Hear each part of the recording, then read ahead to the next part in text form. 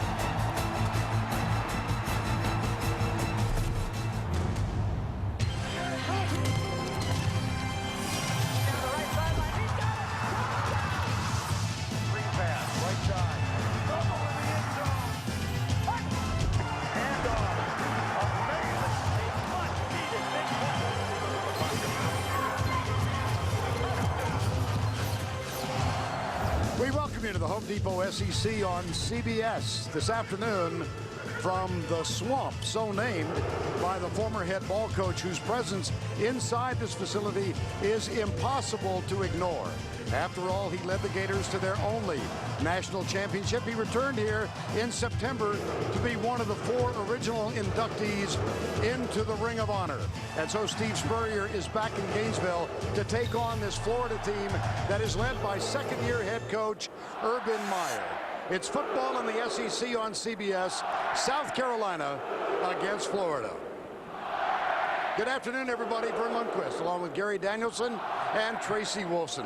The return of Spurrier has been a sub-theme in the anticipation of this game, and it will remain so throughout the afternoon. But with the stunning events of Thursday night, suddenly Florida's horizons have been broadened.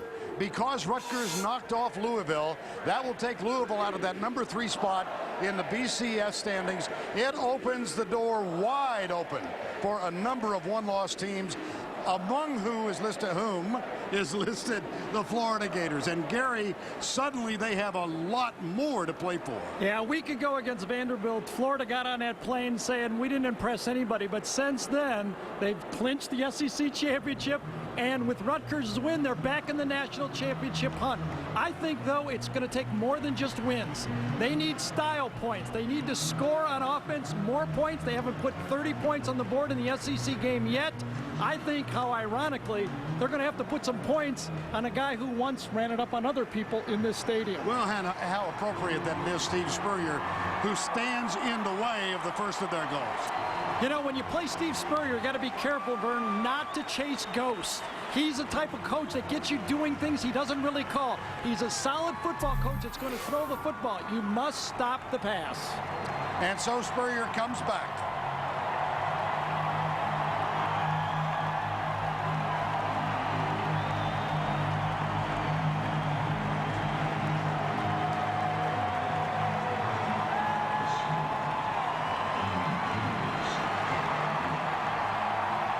Gators take Florida field first.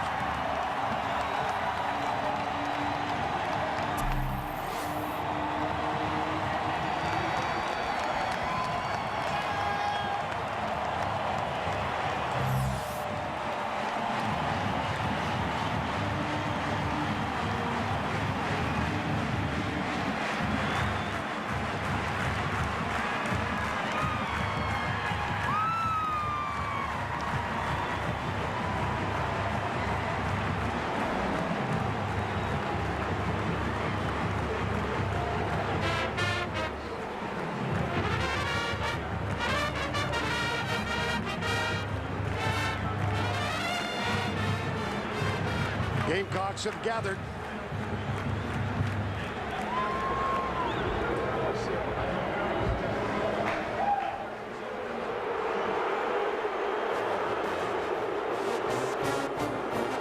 South Carolina and its head coach, Steve Spurrier.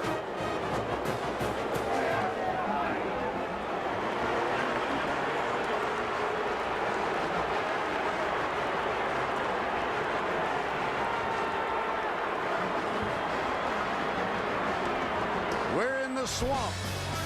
Spurrier will coach against Urban Meyer. It's SEC football from Gainesville. Steve Spurrier can play the role of spoiler today. The Florida legend guided the Gators to a national championship in 1996. And today he has a chance to keep them out of contention for another. There's a lot on the line in this one, but all everyone wants to talk about is the return of the head ball coach. Mr. Gator, man, this is a house that Spurrier built, the father of Florida football. I think they'll give him a warm welcome at first, and then after the game's over and when we beat them, they're probably going to hate him. He's a good ball coach and everything. He just picked the wrong side today. As bitter as some people are, I really think they appreciate what he's really done for the university. Because he's going to be a Gator just like we are the rest of his life. Spurrier has downplayed his return to the Swamp all week, but it is clear his shadow still looms here in Gainesville. I know it's there. We know it's there. We look down in the hallways and see the rings and in the stadium, and that's all deservedly so. And there's been a lot of coaches follow great coaches. I'm one of those guys that followed a great coach, but Saturday we're trying to beat South Carolina. That's real clear. And Urban Meyer undefeated here in the Swamp, and of course Steve Spurrier in the 90s, an unbelievable home record at Ben Hill Griffin Stadium. This game, as are all of our games on CBS, brought to you in high-definition television. Florida won the toss. They have deferred the option till the second half, and that means South Carolina will get the ball. And among those who is deep, Corey Boyd, number 3, who last returned a kickoff for South Carolina 2 years ago against Clemson. He fumbled on the 2-yard line, but they have had serious kick return problems. They have not had a special teams touchdown or a defensive touchdown all year, and that's why they have 5 drives of over 90 yards for touchdowns. They've got nothing from their return teams. Joey Eos, number 98, will kick for the Gators. This is a South Carolina team that has played very well on the road. And the kick by Eos. Boyd at the goal line. No fumble here. Back to the 15. Knocked down at the 17. Dorian Monroe made the tackle. And Blake Mitchell gets the start. He came on brilliantly in the second half of the loss last Saturday night to the Arkansas Razorbacks. You see his stats for the day. And you talk to coaches like Reggie Herring. He said, I've never seen the defensive coordinator for Arkansas throwing like that. We had guys covered, and he just put balls in spots we could not stop. Mitchell started the season as a starter, then was benched after some ineffective performances. And the quick flip out to the left to Sidney Rice. Tony Joyner, number 19, makes the tackle. And let's check the South Carolina offensive lineup presented by Applebee's up front. Meredith, Coleman, White, Edwards, and Sorensen. Third straight game they've started as a unit. Rice and McKinley, the wideouts. Mike Davis gets the start at tailback. Andy Boyd is the tight end. 2nd and 10, Steve Spurrier. Second year as the head coach at South Carolina. Flags are down at the snap. That was Mike Davis with the carry, and Jarvis Moss made the tackle. How about that first play of the game by Tony Joyner on that quick pass? He ran right through a blocker, right in there, and stopped Rice. That looks to me like a team and a defense that's really focused. There was no flag. There was 7 men on the line of scrimmage. Therefore, no illegal formation. That is Steve Shaw, the referee today, defensively for the Gators. And this front 7 particularly has been outstanding. Harvey McDonald, Joe Cohen, and Jarvis Moss. Brandon Seiler, despite a bad knee, injured Wednesday, gets the start. And Reggie Nelson is earning All-American accolades as the free safety. Yeah, I think he's the most valuable player in the Southeastern Conference. Urban Meyer, second year as head coach, came here after 2 years at Bowling Green, 2 years at Utah. Third and short, they hand it off to Davis. He goes left and picks up the initial first down for South Carolina. And let's get more on Brandon Seiler's unexpected position as a starter. Here's Tracy Wolfson.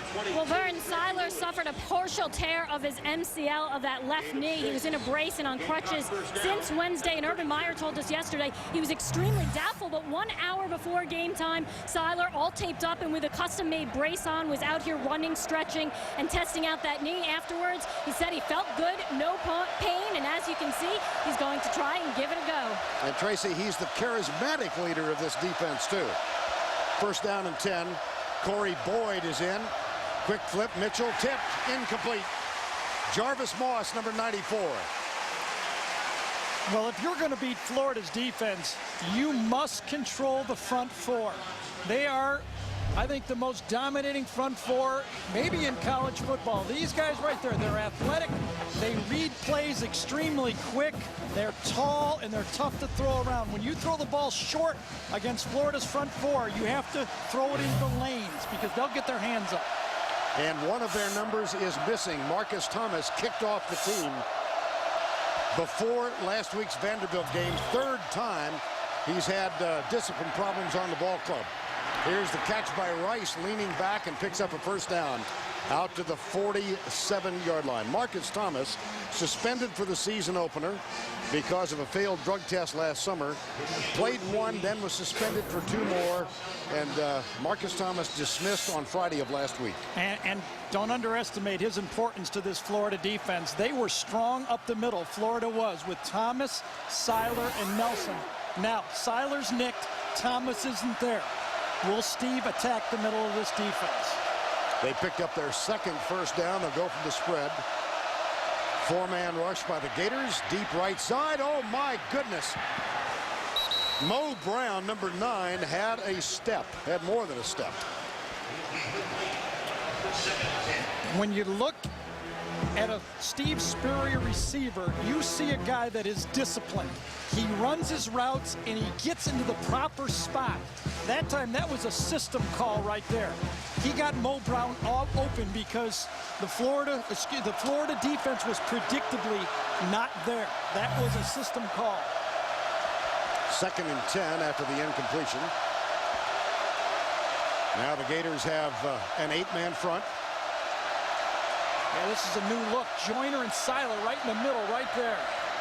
Mitchell steps up, has to tuck it and run. Good pressure. And Jarvis Moss is off to a very quick start in this ball game. Now let's go back to New York. Ohio State playing this afternoon. Here's Tim. All right, Vern, the landscape has changed, but not for Ohio State. They just need to keep winning. Heisman hopeful Troy Smith to Brian Hartline for 14 yards, and it's 7-0 over Northwestern. Vern. All right, Tim. Ohio State's win streak at 17. Michigan at 10. Somebody told me they're playing next week. 3rd and 9.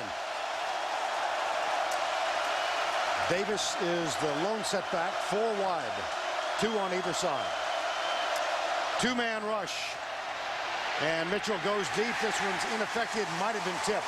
Well, Greg Madison, the co-defensive coordinator there, he said yesterday we're going to play a lot of 2-man and 3-man rush. Well, they did a 3-man line that time, but Ray McDonald, number 95, comes right around the corner and makes the play. Ray's right here, I believe. Comes right up and tips the ball before it's thrown. 3-man line, actually only rushing 2 players. 2 players. They dropped the nose tackle out. 2-man rush. That's not good for the confidence of a passing attack. On 4th down, Ryan Suckup, number 14, averaging 44 yards. Tries to position kick this one. Oh, boy. Brandon James, the freshman from St. Augustine, kind of delayed his decision, and Captain Munnerlyn is down to make the tackle. 42-yard punt, nothing on the return. Gators have the ball. Single-handedly helping defeat Auburn on his way to winning the Heisman Trophy. Ball is closed and is on target. Steve has done it again. That was a 40-yard field goal. Norm Carlson telling us before the game that it was the 3rd field goal Spurrier tried that year, and he actually had a zippered kicking shoe so he could get it on his right foot right away. And he told Ray Graves, I can make this. I can make it. Wes Barfield was their short-range kicker back then. They knew he couldn't kick it 40 yards. 1st down and 10. Chris Leak is in at quarterback, hands it off to Deshaun Wynn, or Percy Harvin, beg your pardon. So the freshman, who's been hampered all season long by a high ankle sprain, gets the start at tailback. Let's Leak, of course, is a starter for his 4th year and really struggled in the last 2 games, Gary. Yeah, 6 interceptions the last couple of games, and a couple of those throws were not on target and not bad reads on top of it. Troutwine, Wilson, you saw Wilson starting at left guard, 2nd down and 12. There's the remainder of the starting offensive lineup. Offensive middle has been hampered by injuries, and they're a young one. Anyway, here's Leak in the end zone. Steps up, fires it out, it's caught. Dallas Baker at the 21, first down Florida. Leak dangerously close to getting caught for the safety. When we talked to Chris yesterday, we asked him, what's the best you felt? And he says, my best rhythm all year was the second half against Tennessee on the road. But if he can make plays like this from the pocket, that's all you got to do. You don't have to run it any more than that and keep your head up like he did to make a first down play. That's a big play by a quarterback who's trying to find his rhythm. That was Emmanuel Cook, number 21, the strong safety who flew by Leak. First down and 10 on the 13-yard gain. They're challenging Florida. It's man-to-man all over the field. Leak out of the spread. Blitz coming. Goes right side. Caught by Cornelius at the 32-yard line. And let's check this South Carolina defense. Up front, Brinkley, Pepper, Reeves, and Lindsey. Casper Brinkley's twin brother Jasper Brinkley is the middle linebacker for this team. And in the secondary, it's Bennett, the best of the bunch, Woodson, Cook, and Captain Munnerlyn. And Lewis Murphy, number 82, comes on the field. He's wide to the left. Riley Cooper, true freshman, is also on the field, number 86. That's Billy Latsko in motion. Hand off at the middle. Deshaun Wynn, bothered by a bum knee much of the year, but another big game. Boy, Leak's play kind of ignited these guys. Sure has a couple of plays, but you know, we were talking before this game. The guy I think should be the center of this offense is number 21 right there, Deshaun Wynn. He is the guy that makes those 8- and 10-yard runs. You don't need 80-yard runs, 50-yard runs from the tailback spot because you got playmakers all over the field at wide receiver. They just need those positive runs at tailback, and I think Wynn is the guy to go. Last week's starting quarterback is on the field defensively, Savell Newton, number 13. We expect to see him on offense today, too. Leak off his back foot for Baker. Flag is down. The flag falls at the 40-yard line. Yeah, I think Fred Bennett's going to get called for holding or pass interference. Baker is a playmaker, and when you go one-on-one against him, even though you got your best corner guy over there, you have to take advantage of that one-on-one from Baker. Holding, number 8 on the defense. 10-yard penalty from the previous spot. Automatic first down. Another first down. What to make of Savell Newton?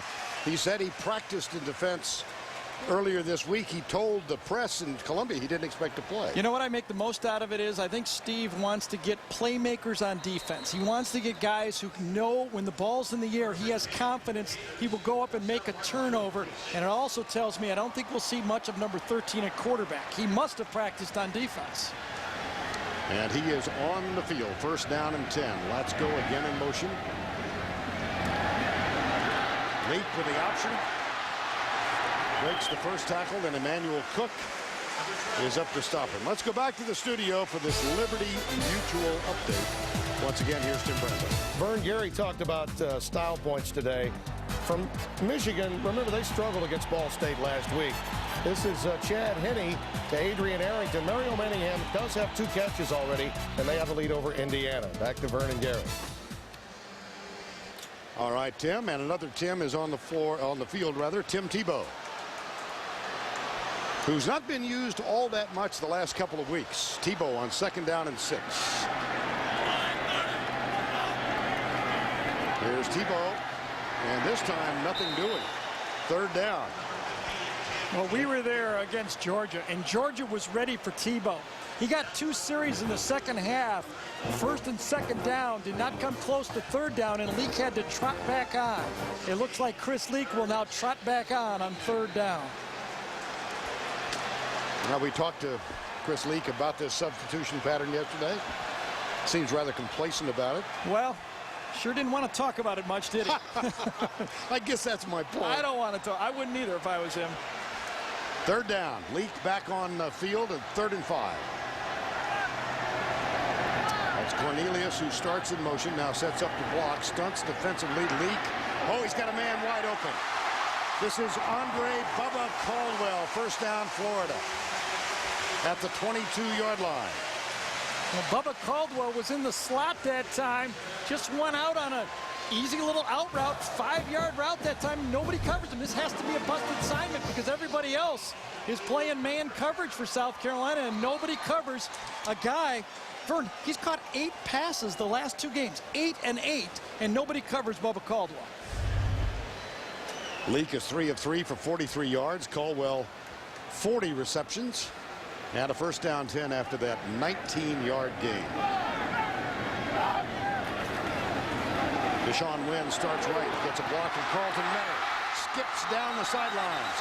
It's another Florida first down, this time 1st and goal. If Florida wants to be an SEC champion, they're going to play for it, and a runner into this national championship, number 21 must come through for this team. All this stuff with wide receivers and true freshmen, give the ball to 21, get those 6-8-yard games, and watch that play action and passing game come back from there. I just don't understand why he doesn't get the ball more. Well, they actually rule that he stepped out of bounds just outside the 10. So it is not a 1st and goal. It's 1st and 10 from what will officially be called the 11-yard line. There's Wynn and Leak. Oh, my. Jasper Brinkley, the middle linebacker, number 52, not fooled at all. This was going to be a shovel pass inside, but number 94, Jean-Pierre, defensive tackle. You're going to see the shovel pass come inside to Win, but number 94 is going to be standing right there. Look at that. There he is. You can't get it to that guy, and actually Leak does a good job of holding on to that ball. That could have been a big interception and turnover right there. Good job by the quarterback. Again, another one of those kind of trick plays for Florida instead of going right. It's man-to-man. You don't need to trick them. Inside the red zone, they've got Wynn wide right now, and Leak gets Cornelius as a blocker. Leak off his back foot, left side in the corner, diving try, incomplete. Percy Harvin leaning out, couldn't quite catch it inbounds. See what I'm talking about? This was obvious from the snap. Chris Leak read this. He had man-to-man coverage.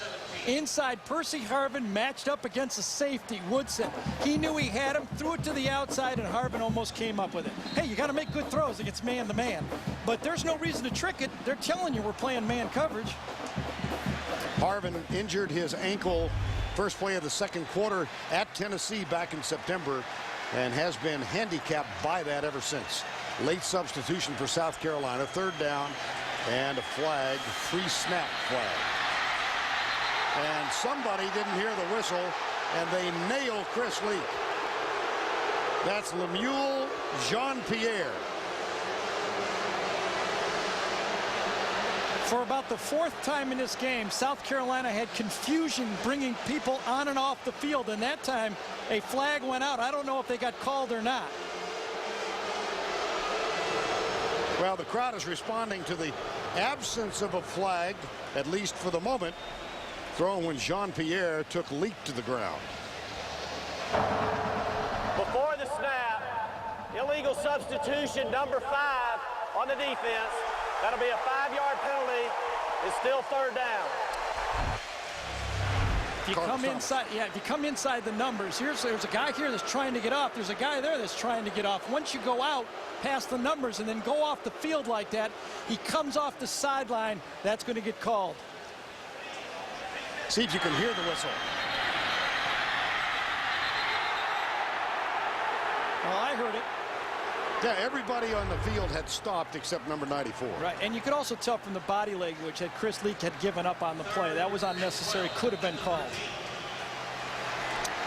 Now 3rd and 12 at the 13.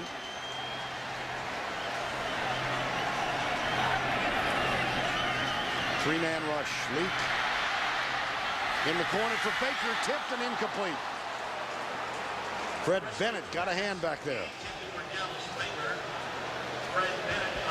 Chris Leak in the pocket, thought it was man-to-man coverage, but it was a little bit of a change-up this time by Tyrone Nix. You're going to see it's a robber. This safety's going to go back. This safety's going to go to the middle, and everybody's going to play outside technique. Watch this, kind of a cool defense. 2 deep, now it's 1 deep. Everybody's playing technique to the outside, and if you try to throw that ball to the outside, it's easy to have good coverage. Should have been intercepted. Hetland has hit only 2 this year, and he cuts this one dangerously close to the left. Chris Hetland is now 2 for 9 for the year. Oh, man. See him say what happened, and Hetland doesn't want to talk about it. What happened? What happened? Same thing that happened all year, Coach. He's now missed from 52, 47, 36, 36, 39, and 42. This one from 29. We're still scoreless, surprisingly. Nightmare season continues for Chris Hetland.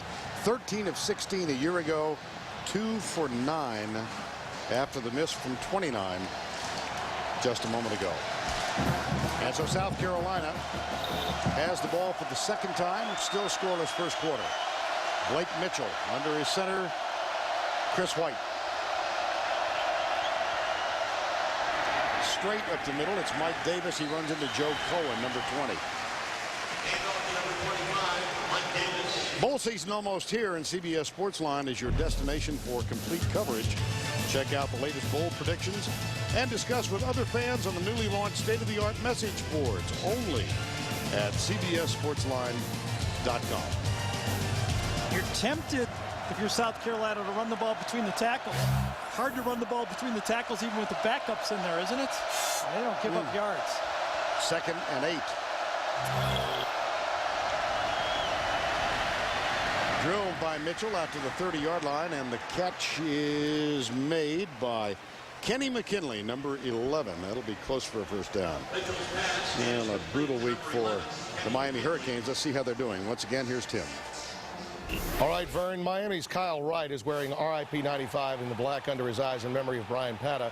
On Maryland's 2nd play from scrimmage, it's going to be Sam Hollenbach at quarterback, hitting Darius Hayward Bay. Hayward Bay with the touchdown, 65 yards the hookup. Coming near the end of the first quarter, it's now 7-0, Vern. All right, Mike Davis with a handoff.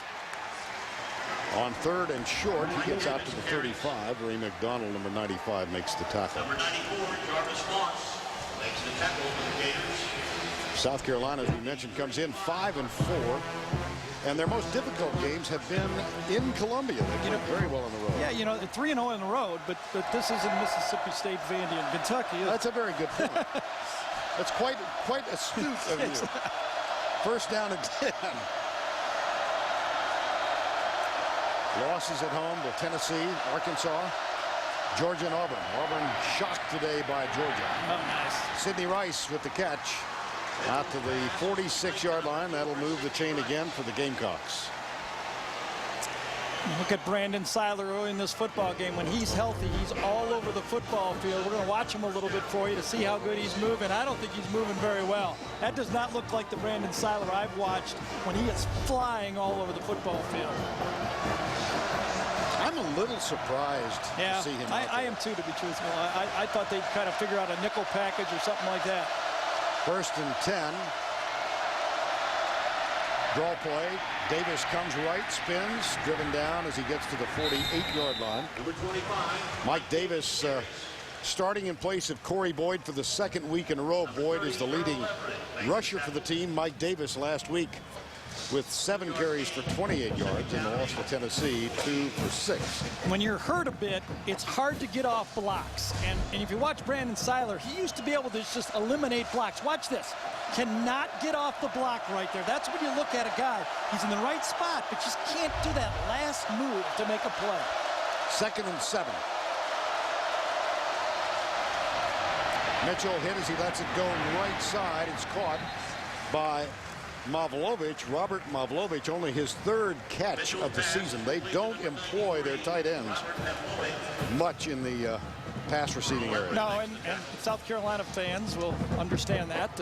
Jared Cook's big drop put in for a touchdown that could have maybe won a football game. But, you know, when you watch Florida's defense, you have to wonder, when you look at, I'm sure Charlie Strong right now and Greg Madison, the coordinators for Florida, are saying, how long do we go with Seiler? I know he wants to play. I know he's emotional. But does he start to hurt your overall package? The backup is a freshman, Brandon Spikes. McKinley starts in motion. They hand it to Boyd, comes right. First carry in a couple of weeks. He missed 2 days of practice prior to the Arkansas game. Did not carry the ball in that one. Yeah, I'll tell you, number 30 doesn't hurt you being in there. Earl Everett is a monster. We always talk about Seiler, but watch Earl Everett. He's had game after game. We saw him in that Tennessee game where he was outstanding. He just makes plays. Well, 5-4 on the road. 4th and 1. They'll think about it. South Carolina calls timeout with 3:07 remaining in Steve Spurrier's return. Hasn't changed much, has he?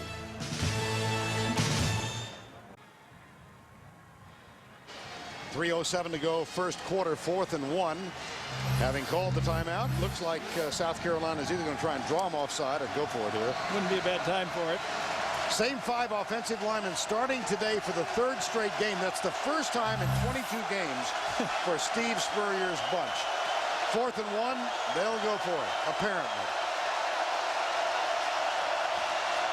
Toss to Boyd, going left. It's close, a flag is down. And a player is injured. Looks like it might be Earl Everett who made contact with Boyd. Yeah, where that came from, that's usually holding out the inside on the end of the line by a tight end type player.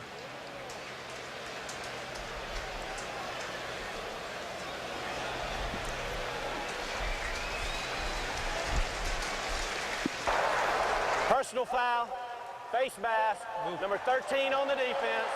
15-yard penalty from the end of the run. Automatic first down. Here it is. Happened right on the inside of the line. Well, that's an important injury considering Seiler right there. Number 13 is Crum. Watch him grab the face mask as he's going to get knocked down. Tries to hold on right there, right in front of an official, and you're going to get called. I think they would have made it anyway. That's it. By the way, South Carolina is the fewest punts in the Southeastern Conference, only 25 for all season. Right. 3rd in the country.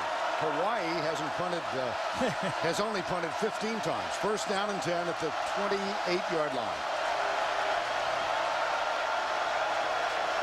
4 wideouts. 4-man rush. They flip it out to Sidney Rice. One-on-one goes right by the corner. Ryan Smith, number 26, a gain of 14. You know, when you can throw the ball well, what happens is it forced you to move your safeties back a bit. And what that does is take Reggie Nelson, usually plays in the middle where he can have an effect on both sides of the field, and now he's on one side of the field. He's going to rotate back, but watch this. You're going to force him to do things he's not used to doing. That creates momentum going the other way for Reggie and doesn't get in there and hit it with the same force that he usually does. Blake Mitchell has continued his excellent play, 6 of 9 in the first quarter. As time comes right, caught by Freddie Brown, number 82, the 3rd wide receiver. So Mitchell now 7 of 10. Well, a year ago, these two teams played in Columbia, and South Carolina, Spurrier's first game against the team he coached for 12 seasons. They won it 30-22, and it wound up costing Florida a spot in the SEC championship game. How about that? Last year they only threw the ball 17 times in that game. They've already thrown it 10 in the first quarter. 2nd down inside the 10. 4-man rush by the Gators again. The catch is made by Corey Boyd. He's going to be topped at the 6. Well, that was a 30-22 victory, and we should note that South Carolina has never in Gainesville. And that guy delivered most of the whippings to the Gamecocks by an average score of 41-16 games played here. I think there's an old saying around here. I think Lawrence Wright, the old-time player here in Florida, said you're either Gator or you're Gator bait. They're going to try to make Steve Spurrier both today. So far, they haven't been able to do it. 12th play of the drive, Gary. Rice wide left, 3rd and 2. McKinley in motion. They slip it inside. It's going to be close. See where the spot looks like he's going to be a right foot spot. I'm guessing they got enough.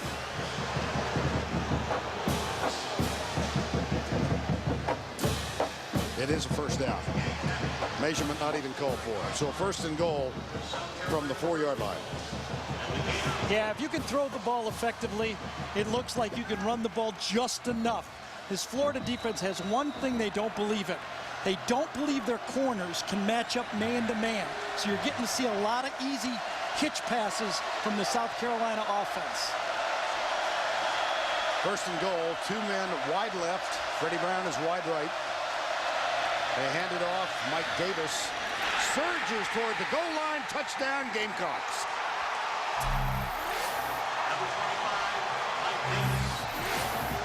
Number 30, Earl Everett, is not in the football game. I said it was a big part of the game.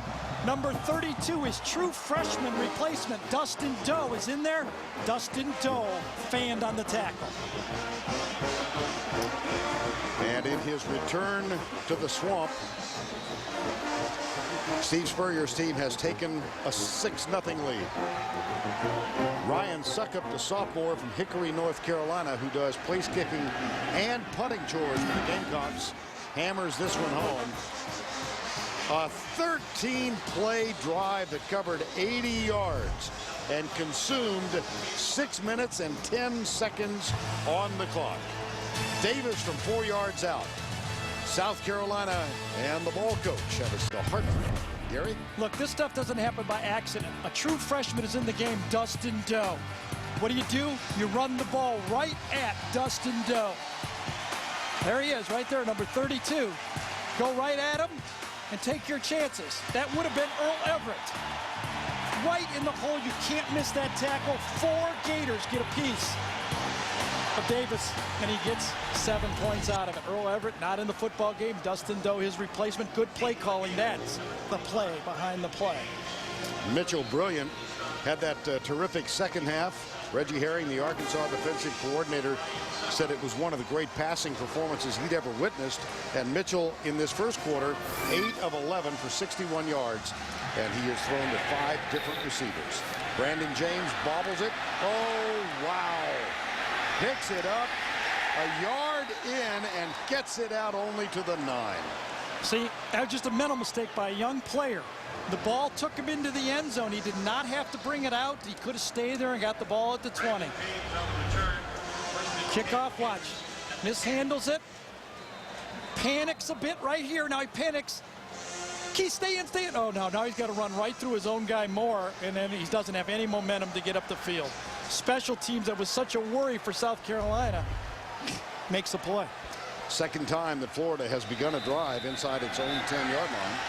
Recall the big play was made by Chris Leak, a 13-yard gain, but ultimately Chris Hetland missed a 29-yard field goal. So Urban Meyer and the Florida Gators trail by 7 as we get set for the second quarter in the Swamp. Playing at home, Florida handed 4th-ranked Auburn their worst loss in the series since 1912.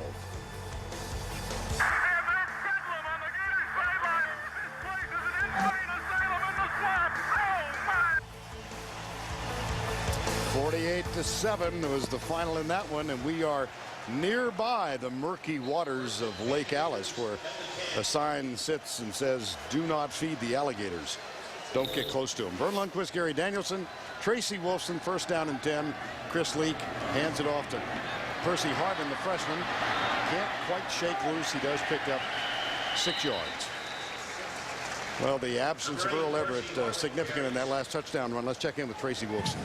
Vern, Florida trainers were looking at Everett's right shoulder. They were testing his range of motion. He told them, though, he was okay. Expect to see him back in on the next series. All right, 6 tackles already today. Yeah, he popped it right on the shoulder pad. You can see that on Boyd, right shoulder right there, and he felt a stinger. That's a medical term. Stinger. Okay, I've heard it used late at night, having some reference to adult beverages. 2nd down and 4.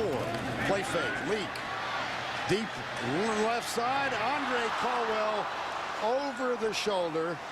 Can't quite get up to it, so it'll be 3rd down and 4. That was a poorly thrown ball. Caldwell was wide open. Again, no mystery here. Man-to-man coverage. You got Caldwell wide open. The ball sails on Chris and not making plays. Well, here we are, 7-0 South Carolina, and why look at this. Would we have this with us? Well, there's a lot of teams that are happy with this team, aren't they? I mean, from Arkansas to Florida, USC, Texas. I mean, there's teams that are in the hunt. That's why we said in the open, style points are going to mean a lot now. Everybody's going to vibe. Everybody's looking to vote because of what Rutgers did in this BCS game. Well, it was a thrilling game. Rutgers now one of 4 remaining undefeateds in Division I. Deshaun Wynn is in, goes left and has the 1st down. 1st and 10 here with Florida trailing by 7. Let's go back once again and check in with Tim Brando in New York. Vern, Gary, here's another one of those one-loss teams needing style points. How about this? A bit earlier, Deshaun Jackson, a 95-yard punt return. It's his 4th punt return for a score in 06. That's a Pac-10 record. Remember, they get USC next week. Don't rule out the Golden Bears. Fellas? No, no, no. And what a start they had to their season as they were embarrassed at Tennessee. Yeah, they were shocked in that game, that's for sure, playing in that stadium. 1st down and 10. And off goes left. It's Wynn again. Out to the 30-yard line. Well, Florida has earned the right to play in the SEC championship game in Atlanta the first weekend in December. Urban Meyer, that was one of his goals to get them into the championship game. Urban Meyer talked to us about his offense yesterday, and we've seen him say about it this year. He says, I'm almost embarrassed. He says, at times we've been functional. That's the word he used. And he said, at other times we look like the bad news Bears out there. Ooh, that's not good when you're trying to play for a national championship. 2nd and 6. Percy Harvin, number 8, out of Virginia Beach, Virginia, is the tailback. Lewis Murphy starts in motion. They hand it off to Harvin. He gets a good block and moves it out across the 30 to the 37-yard line. Jasper Brinkley, number 52. Well, you know, the Rutgers win has just opened this thing up for so many teams to earn the right to play in the championship. Well, here we're assuming on this one that, as you can see, that Ohio State beats Michigan, so there's another one-loss team. But who's going to climb up? Who's going to? Everyone right now who votes is looking to cast their vote, okay? And somebody now needs to take charge of this thing. Florida, they got to put points on the board, I believe, and win all their games. 1st down and 10 after that last run from Harvin. Lee pulls it back, deep left side, man-on-man coverage with Fred Bennett. The catch is made, and there's a flag. Andre Caldwell. What a catch. I mean, they went after the best corner on this football team. Caldwell against Bennett. Watch the technique. Goes inside, then gets upfield. Bennett does a nice job of forcing Caldwell to the sideline, keeps his eyes on the ball. Oh, that's a perfectly thrown football. Look at all the hand checking. That's what's called little hand checking there. Pass interference. Oh, did he catch that ball? He did not catch it, did he? 15 yards from the I thought he did. Yeah, it's just going to be called pass interference. Yeah, I thought he had control of it when he went out of bounds. Right. The ball goes through his hands right there. The ball hits the ground. Good call by the official. And so the 15-yard penalty. Another look. Andre Caldwell, Freddie Bennett. Well, it looked like both of them were pushing off on that play, didn't it? I mean, Caldwell shoved as much at the end as Bennett did early. The official only had one flag, though. He called the early one. You only got one flag. That's it, huh? 1st down and 10. After the penalty, across midfield. The handoff comes right. Deshaun Wynn has some room. Out of bounds at the 36-yard line. They might give him the 35. Jasper Brinkley, number 13. I love Deshaun Wynn, but he ought to go over there. You see Deshaun Wynn, what his stats are so far, but it's also fun to watch Billy Latsko, number 42. When you see number 42 right there, got the arrow on him, he just seals it off. And look at Wynn get to the outside. I really believe that Wynn is the key to this offense. Look at Latsko, fit up. He fits up perfectly, gets that face mask right on the shoulders and allows that running back to get outside. That's a gain of 13 and a first down at the 35. There's Latsko again. Play fake, leak, has time, across the middle, wide open. It's Harvin. No, Andre Caldwell. 5 instead of 8, flag is down. And Leak's reaction would lead us to believe it's going to come back. Yeah, look at that. Man-to-man coverage. Watch this technique. Caldwell comes in, straightens back up, and then goes across the field. He had great patience on the route. Number 63 on the offense. 10-yard penalty from the previous slide.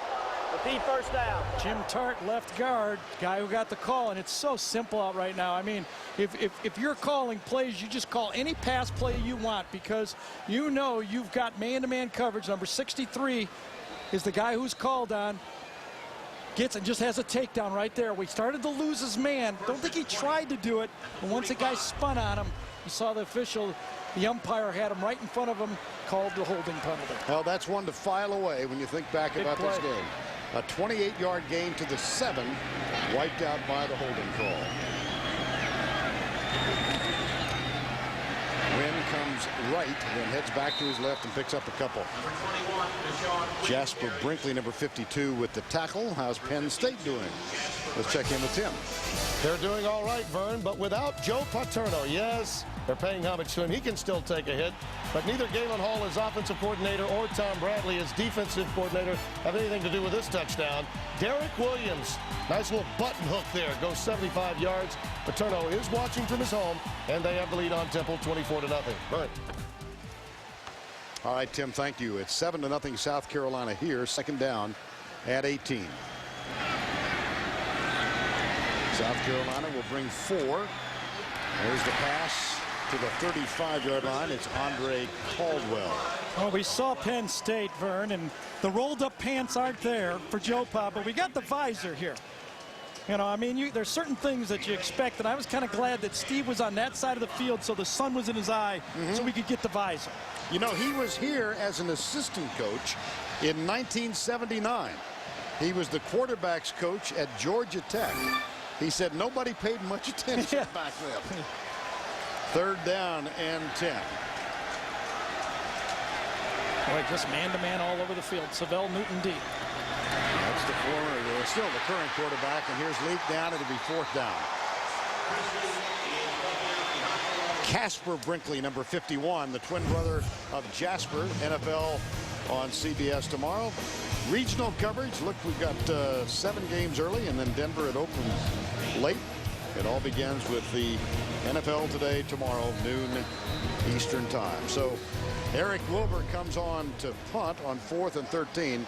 And how costly the holding call on Jim Tart that wiped out a 1st and goal at the 7-yard line.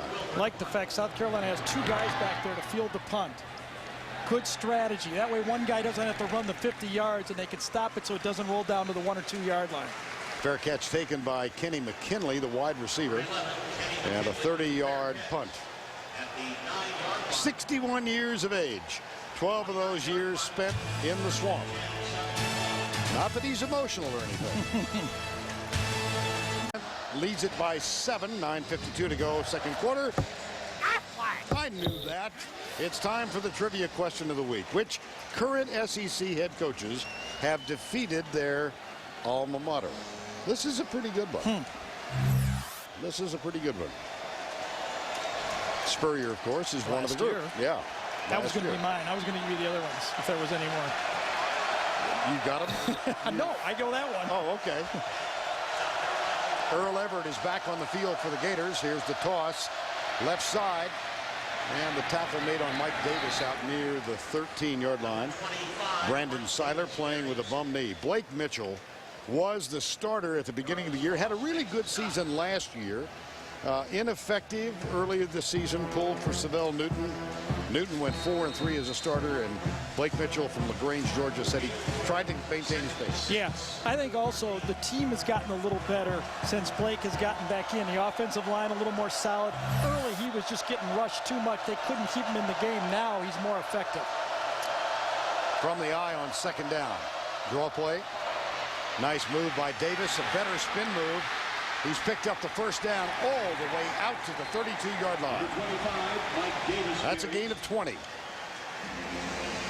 Well, Davis, as a true freshman last year, started 9 games.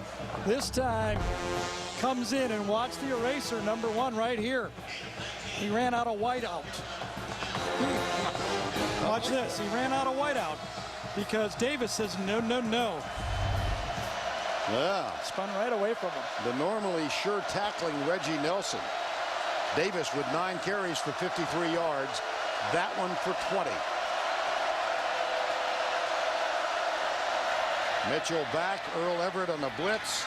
And the tackle made by Jarvis Moss, who got back in his defensive end position.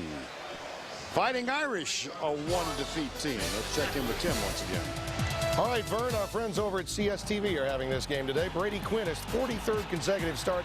It's John Carlson, a 1-yard strike for Notre Dame. It's now a 14-3 game up in Colorado Springs. Vern.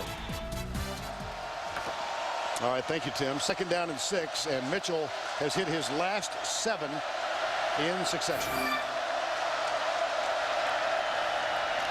Boyd popped. Third down.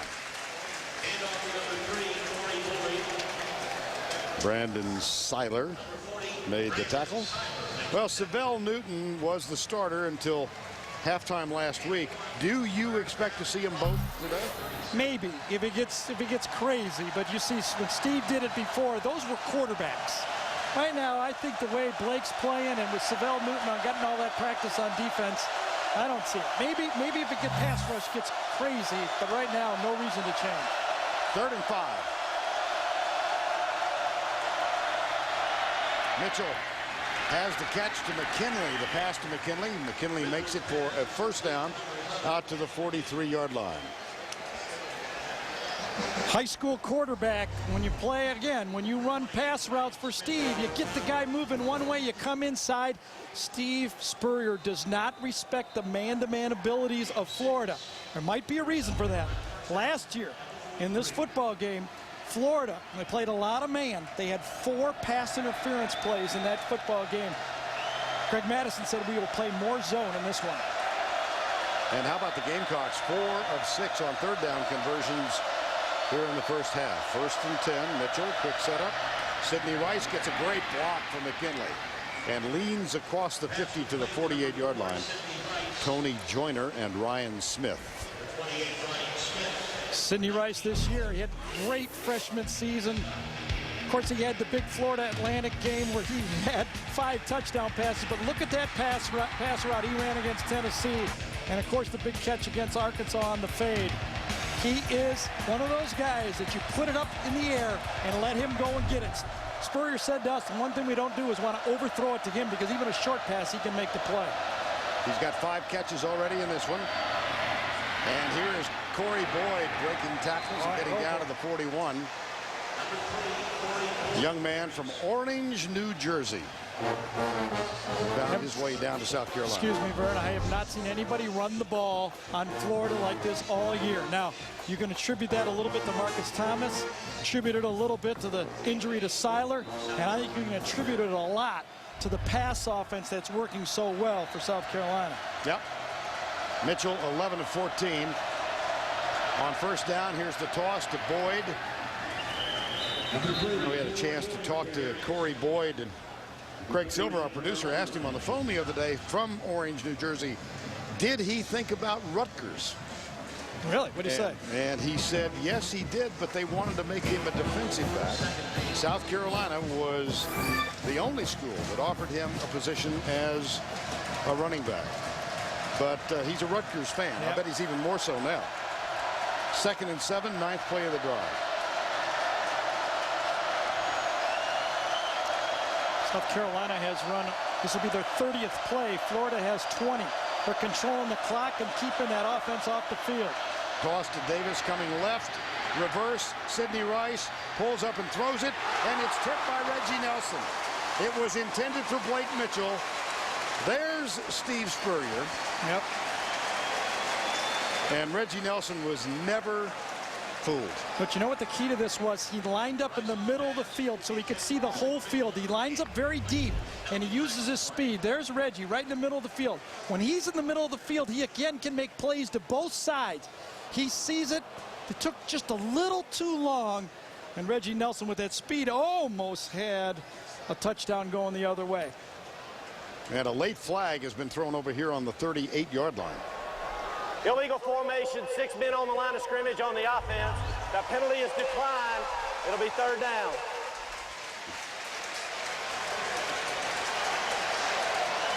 Reggie Nelson with 4 interceptions already. One of them returned for 70 yards and a touchdown. Here's that 3-man line from Florida when they only rushed 2 people last time. Let's see if they do the same look.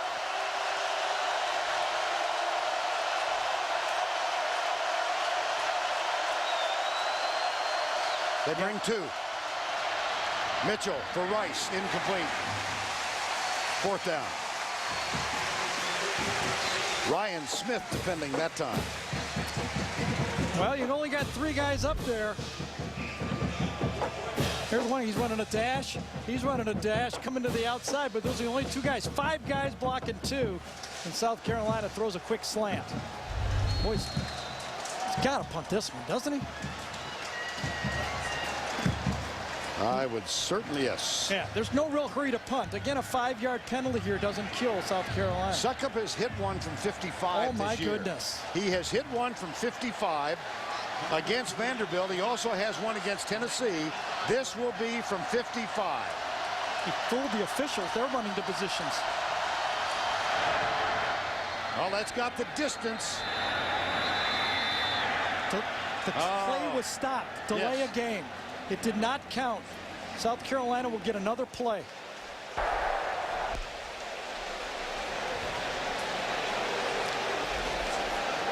But that would take it back to Before 60 the snap, yards. delay of game on the offense. 5-yard penalty. Remains 4th You down. got to punt it now, though. Well, the visor stayed on, but the game plan went to the grass. Yeah, you can see it.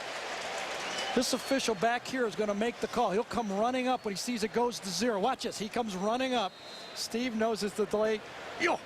The visor had the headphones on. He couldn't go with the visor. And so, no change of personnel because Succop is the punter as well as the place kicker. And now they will punt it away. He's been using the rugby punt, running this way and kicking it low.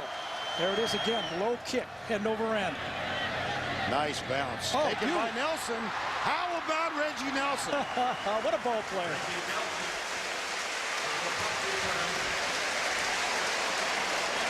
.35-yard punt, 13 on the return, and CBS Sports coverage of the Home Depot SEC will continue after this word from the memory and many talents of our friend and colleague Ed Bradley. Ed died earlier this week of leukemia at the age of 65. Certainly one of the most talented reporters of our time. 1st down and 10. It's only the 3rd possession of the game for Florida. How about that? With 5 minutes to go in the half. And each time until now, they've gotten it inside their own 10-yard line. Here's Leak. Flips it out, right side. Out to the 26-yard line. That's Percy Harvin, number 8. Number 45, Rodney. Well, Florida, you made the point at the beginning of the afternoon. They need to impress a lot of folks around the country because they're battling for style points, a beauty contest. Well, right now, they'll take any kind of points they can get. Heck with style points. Urban Meyer, undefeated in the swamp. Backs in the eye.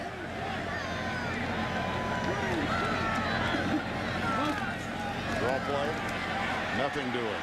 Jasper Brinkley led the way. The middle linebacker, number 52. He and his brother, Casper, twins, spent last season at Georgia Military College.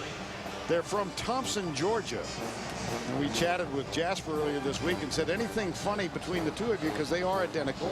Casper's older by a minute. He said, well, when we were growing up, I got into some trouble with my grandmother. She said, which one are you? And I said, I'm Casper. And when Mom came home, Jasper avoided the whipping that Casper got. Third down. Leak out of the gun.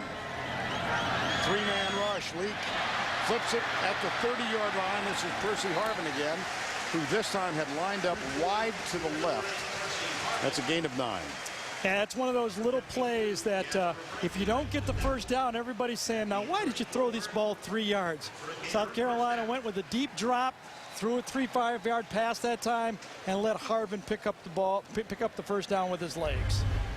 Florida with all 3 timeouts remaining, under 3 to go first half. Percy Harvin will rest on this play. Backs in the eye. Latsko is the fullback, and Deshaun Wynn is the deep back.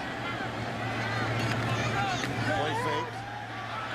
Dallas Baker is held up, and Leak. Now there's a flag down at the 50-yard line. This could be a hold that avoided Dallas Baker getting free. Captain Munnerlyn again grabbing, as I think Caldwell was going to beat him at the line of scrimmage. And, you know, when you're playing man-to-man and there's about 70 yards of grass behind you, you have a tendency to grab the guy as he's going by. Now, the ball wasn't thrown here, so let's see what happens. See, look at that. A yank by Caldwell. Number 1 on the defense. That penalty will be 10 yards from the previous spot, and will result I had my eyes down. on Baker, and it was Caldwell who was Yeah. out. Now, Caldwell did it as much. That's exactly what I think. Caldwell grabbed Munnerlyn just as much as Munnerlyn grabbed him. Again, he only got 1 flag. Oh, thank goodness. Yeah. Otherwise, these shortened the games would last a while. First down and 10. Leak pulls it back. Finally has to set. Oh, boy. Down to the 45. That was ever so dangerous. Deshaun Wynn with the catch. Offensive coordinator and play caller Urban Meyer were saying, no, don't throw this one. Backing up all the way across the field. Oh, my. Chris Leak says, thank God. Oh, my. He just assumed the running back would be wide open, and that was not a good assumption. And it's good for a first down at the 46-yard line. 2:02 to go. Leak back. Little crossing pattern to Harvin. He reverses field. And he's to the 35. The clock will stop now because that is a first down, a gain of 11. The clock will stop while they reset the chain. When Harvin gets that football, 3 Gamecocks had an opportunity to get him, and they lose leverage. Harvin comes across, gets the ball. One guy stopped. There's 1 and 2. Third guy's going to come into your picture right there. Snap is made. Leak throws it out of bounds. And a flag way, way downfield.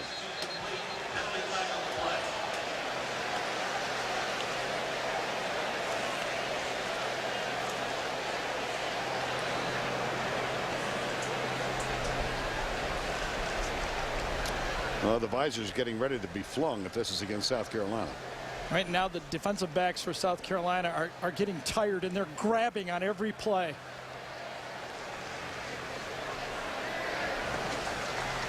Here's Steve Shaw. Substitution infraction, number 1 on the defense. The player came on the field during the play to give them 11 players. That'll be a 5-yard penalty from the previous spot. He first down. Captain Munnerlyn. Well, Steve Spurrier has defeated his alma mater. My timing is off. And it's time for the Aflac answer. Sylvester Croom, Rich Brooks are the other 2. First down and 5 from the 30-yard line. Here's Leak pulling up. He's got a man open. That's the tight end Cornelius Ingram, number 7, who started his career on campus as the 4th-string quarterback, also was a basketball player, highly touted played 1 year for the Gators and almost quit this team back in the spring. And Vernell Brown, a starting cornerback last year, said, wait a minute, they're going to put you at tight end, talk Corny Ingram into sticking with the ball club, and he's made valuable contributions. Yeah. And tight end in this offense is kind of a misnomer. You get to line up like that all the time. First down and 10. Leak pumps, goes back deep, got a man open, underthrown, but Baker has the catch.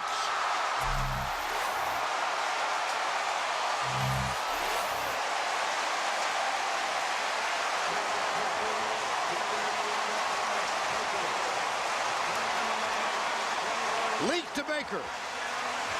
Urban Meyer's team within 1 of tying it up. Dallas Baker, who was the only man on this Florida roster who was actually signed by the Steve Spurrier coaching group. He then spent a year at a high school in Massachusetts getting his grades up. Well, that was a woefully underthrown football that Dallas Baker saved Chris Leak on. He tries with the play call to get a little motion going to his right, but watch Baker how open he is to the outside. Fred Bennett is 7 yards behind, and then Fred Bennett says, I'm going to catch it, and Dallas Baker intercepts it from Fred Bennett. Wow. Savell Newton defending. Dallas Baker with the extra point. Chris Leak's team has tied this one up. 1:25 to go before the halftime break, 7-7. Dallas Baker said he was coming to Florida regardless. His uncle Wes Chandler was one of the great players here back in the 70s. Dallas from New Smyrna Beach said the biggest event of his high school career was when the head ball coach came into school. How about that? Gerald Odom, who was his high school coach, actually was a teammate of Steve Spurrier's here. He was a senior in Spurrier's freshman year at New Smyrna Beach, about 30 miles south of Daytona Beach. And so 7-7, Gary. Vern, both teams have been able to drive the ball, not a lot of stops, and that's why each team has only had the ball 3 times. Kick from Joey Eos is taken by Corey Boyd.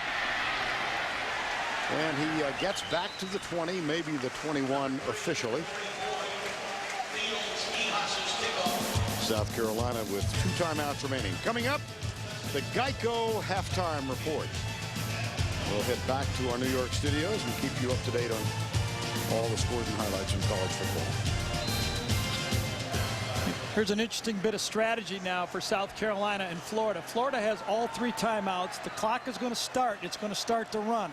This is the one part of the game that I don't like the new clock. I think in the last 4 minutes of each half, it should stop until you snap the ball on first down. It is running with 55 seconds to go. 4-man down. Gators bring 5, and Mike Davis is tripped up behind the line of scrimmage. Now let's see if either team opts to use a timeout. See, it just took some of the strategy out of the football game right there. Florida saved their timeouts. They did a good job. So in that situation, normally, Florida has 3 timeouts. They could have forced a stop and forced South Carolina to punt the football. But with that new clock, you really can't do it. So it's apparent that we're going to let the clock expire as we reach the 20-second mark, barring a turnover of some sort.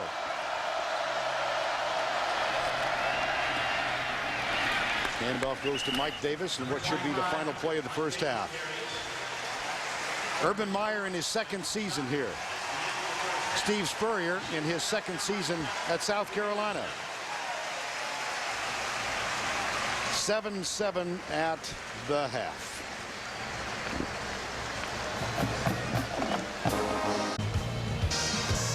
Now let's go down to Tracy Wilson for the SEC moment presented by Sonic. Vern, last season in Columbia, Steve Spurrier coaching against the Gators for the first time. In the 3rd quarter, the Gators pulled within 1, 20-19, but the Gamecocks responded as Blake Mitchell hit Sidney Rice for a 64-yard gain. That set up this Mike Davis 1-yard touchdown run to secure the 30-22 win. The victory eliminated the Gators from the SEC East title race and was South Carolina's first win versus Florida since 1939. Back to you. All right, Tracy, thank you. 7-7 South Carolina And Florida, South Carolina took an early lead, and then Dallas Baker tied it up 7-7.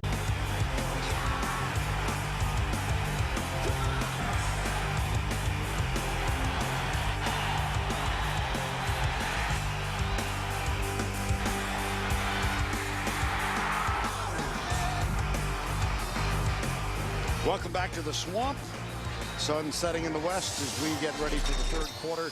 This game being brought to you on CBS in high definition television. And just a moment ago, Urban Meyer stopped by to chat with Tracy Wilson. Coach, what do you need to do to put more points on the board? Well, we had 3 possessions in the first half, and that's a product of them running the ball on us. And then the problem is on 2 possessions, we walked away without points. Missed a field goal and had a penalty and a sack. So I think South Carolina shortened the game a little bit. And we just got to score when we get down there. We can't let them run the ball on us. They're running the ball real well on us, and that usually don't happen. Thanks a lot, Coach. All right, thank you, Trace. Vern Lundquist, Gary Danielson here in the Swamp. 7-7 as we start the third. And it's time now for the Home Depot tools for success. Gary? Well, you know, Vern, I've always said when you're into the toolbox, you got to measure and do things right. But when you got a leaky pipe, you just do whatever you can do. And this offense was leaking, and Chris Leak says, I don't care what I grab onto, and I'll throw anything I can. And he ended up putting a little duct tape to make this thing go. You know, what's this, our 9th game together, I think? Tools for you, just grab anything you can. You got a leaky pipe, you got to just do it, don't you? I'm as impressed with the variety of approaches you take to this as anything. Just reach in that toolbox and grab whatever you can. I'd grab a screwdriver backwards, I'm sure. Ryan Succop will kick off as Florida gets the ball to open the third. And as Urban Meyer just told Tracy, they can't get downfield and not get points. Here's Brandon James. Well, here you go. Flag is down all the way back at the 16. And you know what that usually means. Well, it happened against Tennessee. We saw it, didn't we? Yes. Brandon James in that Tennessee game had an 89-yard punt return wiped out by an illegal block in the back. What do we got here? During the return, illegal block in the back, number 56 on the receiving team, half the distance to the goal, 1st and 10. Now let's see if we can see the play. We also said from the right side, there it is right there. There's the block. Okay. There's the head right there, and we saw it. I think it was the Georgia game. We saw another one of these where Brandon James had one of those plays, and now we see another one. I got to tell you, on that one, the guy that was going and got blocked in the back, he could have made the tackle. That had to be called. And so it wipes out a 55-yard gain and gives, for the 3rd time in 4 possessions, Florida has the ball inside the 8-yard line. Here's Leak at the goal line. Flips it out, caught by Ingram. And Ingram is out to the 21-yard line as they are tied in this game. Chris Hetland missed that 29-yard field goal. Well, Gary, you said at the beginning that this was a beauty contest for Florida. So far, their miscongeniality. Yeah, you're right. And it doesn't make any difference now. It's win ugly, baby. They have to win first. Maybe everybody else will lose, you know, at this point. Well, listen, Chris Leak, he's got a hot hand. He's found his rhythm. He got away with a couple throws. Deshaun Wynn is producing yards. South Carolina is effective when they got the ball. I think you got to let Chris Leak and Deshaun Wynn be the center of your offense. And so a 1st down play to Ingram. And Leak has hit his last 8 passes in succession. Handoff left side. That's Percy Harvin, number 8.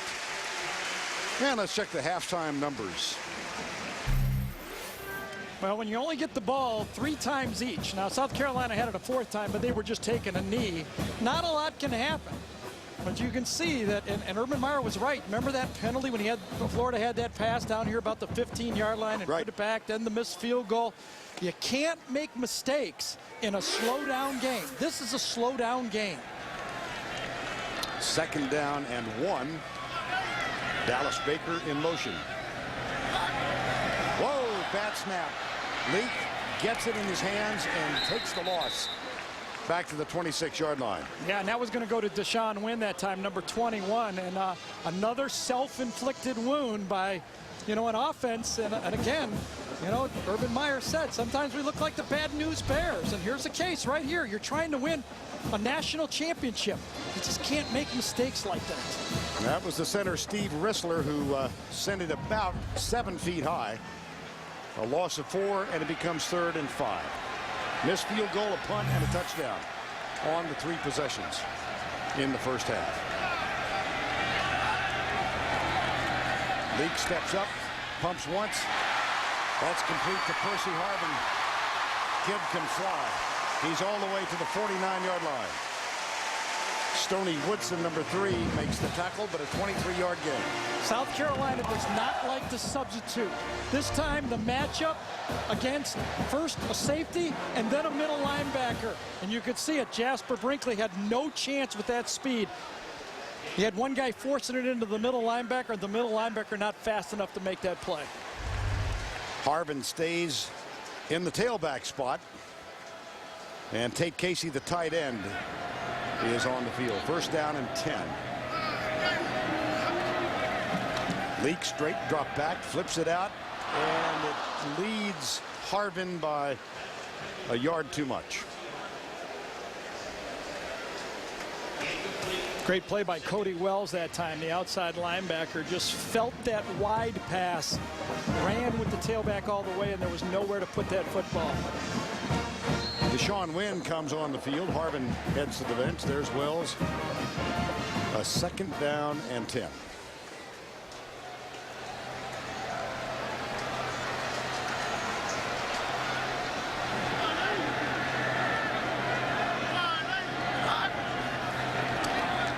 Handoff on the reverse, or not a reverse, really just an end around. Andre Caldwell.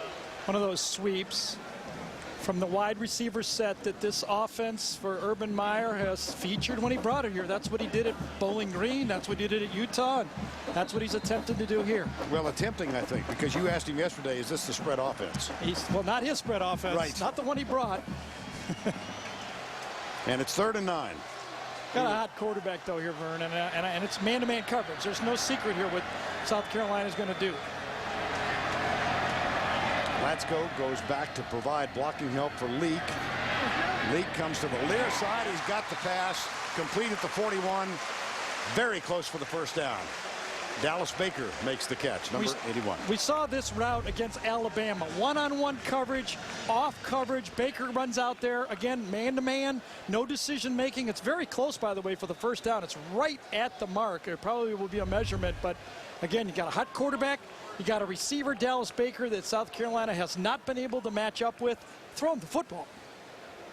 Yes. But that's pretty elemental. Doesn't make a lot of strategy, right?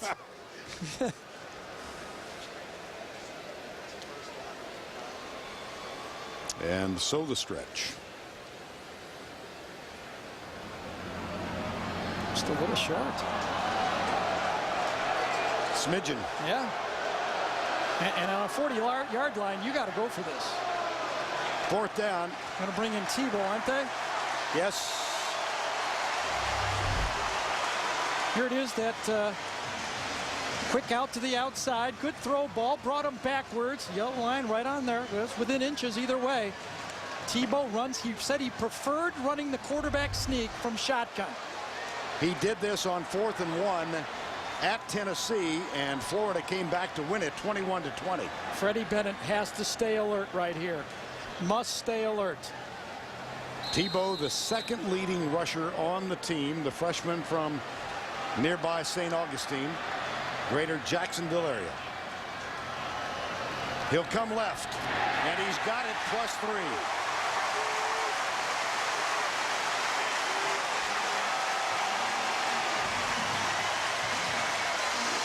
Only Tebow's second play of this football game. He had a second down play, and now he's had a 4th down play. Just follow number 42. You don't have to be a junior or senior to know if you follow 42. Even if you're a true freshman, you know that's pretty good odds. Chris Leak back on, the 4-year starter, the senior from Charlotte, North Carolina. 2 wide receivers wide to the right. Leak looks deep, goes deep, it's intercepted. Picked off at the 15-yard line by Stoney Woodson, number 36. and he is still running free. A flag is down inside the 20, and a player is down for Florida. It's Dallas Baker. Sure is. Either left knee or left ankle. You know, that was a real strange play because Jamel Cornelius, number 6, never cleared the area for that deep throw, and the pickoff comes from a guy who's not even covering the intended receiver. After the change of possession, illegal block in the back, number 8 against South Carolina. 10-yard penalty from the spot of the foul. It'll be South Carolina's ball, 1st and 10. See, Chris Leak thinks he's got man-to-man coverage, but this is the guy who's going to make the interception. This is the guy he's throwing the football to, I believe. But it's one of those, let's see if it's a crossing route from the other side. Yes, it is. Watch, he throws it to the inside guy, and the outside defender makes the play. That's a bad design of a route or a miss route by the receiver. That shouldn't happen. And Colwell's getting an earful from Urban Meyer. 1st down and 10 after the interception and the penalty. Ball at the 11. Mitchell, Sidney Rice out across the 20 to the 23-yard line. Well, Florida tied 7-7. They have delivered unto themselves some self-inflicted wounds. You know, I guess you are what you are. And Florida's come this far in the season, and all Gator fans are saying we've been seeing these miscues all year. We've been keeping ourselves from scoring 30 points with plays like that, a bad snap, and either a wrong route or a misread by your quarterback or a bad route somewhere. You got man-to-man coverage. The other guy shouldn't make an interception. 1st down and 10. Flag is down. This Florida team came in ranked 116 among 119 number 77 teams in Division I, but this is against South Carolina. Still 1st down. Monday on CSI, on CBS. Oh, goodness. Same thing. Too many things start with C. When CSI's sister is kidnapped, the agents must help one of their own before it's too late. Don't miss Monday's most watched show, CSI Miami at 10, 9 Central on CBS. Florida has not been able to cover number 4. Sometimes Spurrier has gotten a little too cute. That guy one-on-one has been uncoverable. They back away from him, and Blake Mitchell looks his direction. Great downfield coverage. Mitchell tucks it and throws it wide open. Andy Boyd, the tight end, his first catch of the year. Oh my. Is there something more than wide open? It looks like he was the first guy on the field for practice. Andy Boyd is a tight end. I wouldn't cover him either. I mean, he's right here, right at the bottom. When ball goes this way and then coming back, and there goes Boyd right up the sideline. See Mitchell, he gets in the pocket. Boyd is out, and Reggie Nelson leaves Boyd. Number 1, trying to make a play more than the defense. Reggie Nelson leaves him. And could you see that? The whole bench for Florida was pointing to the open guy, and Blake Mitchell saw. How about that? 48 yards, 1st down and 10 at the 33-yard line. 48 yards. Mitchell goes deep, left side, man coverage wide open. Incomplete. Reggie Lewis, number 22, defending. Well, Reggie Lewis, when that ball was in the air, there was no panic. Got a good receiver out there. South Carolina says don't throw it short. Excuse me, don't throw it long. This one wasn't long, and Reggie Lewis got that paw in there at the last second. It almost was a Dallas Baker touchdown, but Reggie Lewis, the ex-receiver, made the play. 2nd and 10, Reggie Lewis, who orally committed to LSU. Then Steve Spurrier called him and said, why don't you think about Florida? He reconsidered. Spurrier left, and Lewis honored his commitment to come and play here. 2nd down. Little screen pass, tipped. Might have been Latrell Alford, number 99. I'm not sure which one got a hand up, but it will bring up a 3rd down. I'm still stunned at that 48-yarder to Andy Boyd. That way, and it was, again, one of your playmakers, Reggie Nelson, sees all the flow going one way, sees Blake Mitchell looking over there, says, I'm going to leave my guy, and all of a sudden it comes back the other way. Andy Boyd, who has missed almost the equivalent of 2 full seasons with torn ACLs, was given a 6th year by the NCAA. Yeah. He's one of 6 scholarship seniors on this football team who originally signed a scholarship to play football here. 3rd down and 10. 3 men down, they bring 5. Blake Mitchell lets it go. It's caught by Boyd, but short of the 1st down at the 30. It will be 4th down, and I would expect we'll see Ryan Succop, who has hit 12 of 13 this season. Missed from 55 earlier, but that one, the miss was negated by a delay of game call. Here is Ryan Succop, the sophomore from Hickory, North Carolina, from 47 yards out to break the tie. Ike Crowfoot is the holder.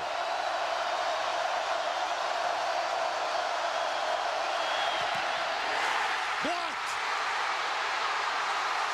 Reggie Lewis picks it up. Special teams. Boy. This Florida team blocked 2 punts last week. What a turn of events. The Florida defense bowed their neck, got a stop, and then special teams came through. 47-yard field goal right through the middle. I think it was Ray McDonald that looked like that got through the middle that time. It was either Joe Cohen or Ray McDonald. Either one of them could have got it, and Spurrier said, I should have gone for it. What am I thinking about? I should just go for another football. Carolina, we should get into that. 3 big games. Special teams let them down. Will it be a 4th here today? Best field position to start a drive for the Gators today. Here's Deshaun Wynn coming left. Can't quite turn the corner. Freddie Bennett, number 8. Well, Urban Meyer, the emphasis on special teams. Last couple of years, they have excelled. Yeah. It's being taught all around the country now about the same. You know, everybody knows these are big plays, and when you have great athletes like Urban does here at Florida, they seem to make more big plays. Those are Frank Beamer numbers, like Virginia Tech, where they specialize in blocked kicks. 2nd and 6 in a 7-7 ball game. Standard I formation now with 3 wide receivers on the field. Leak with a fake, goes right, caught by Cornelius, and he's got a 1st down at the 35-yard line. We'll go back to the studio for this Liberty Mutual update. Vern, one of the real positive stories under the radar has been Kentucky's play this year. Andre Woodson fires his 4th touchdown of the game to Keenan Burton. Rich Brooks, what a job he has done.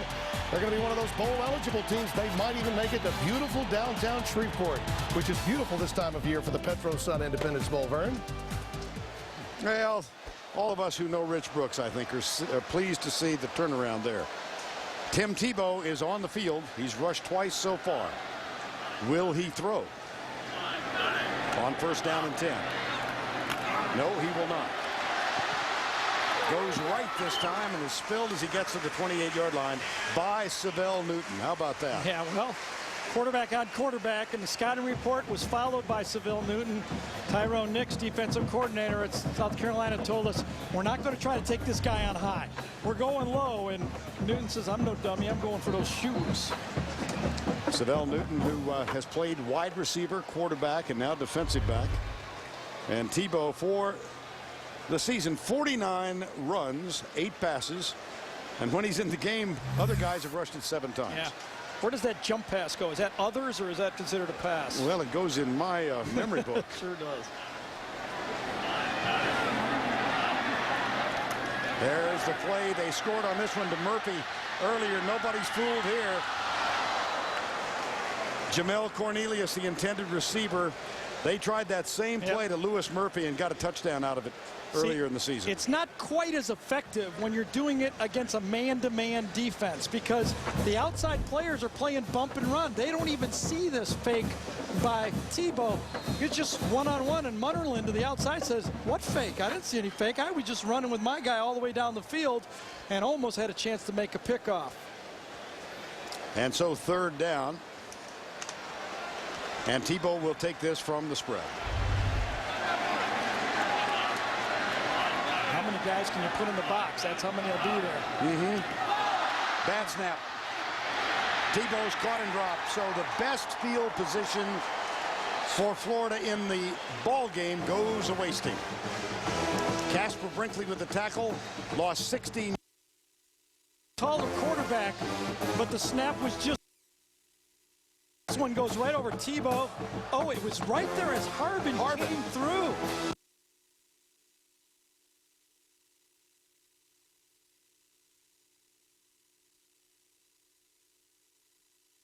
With those two guys were like two planes crossing right there.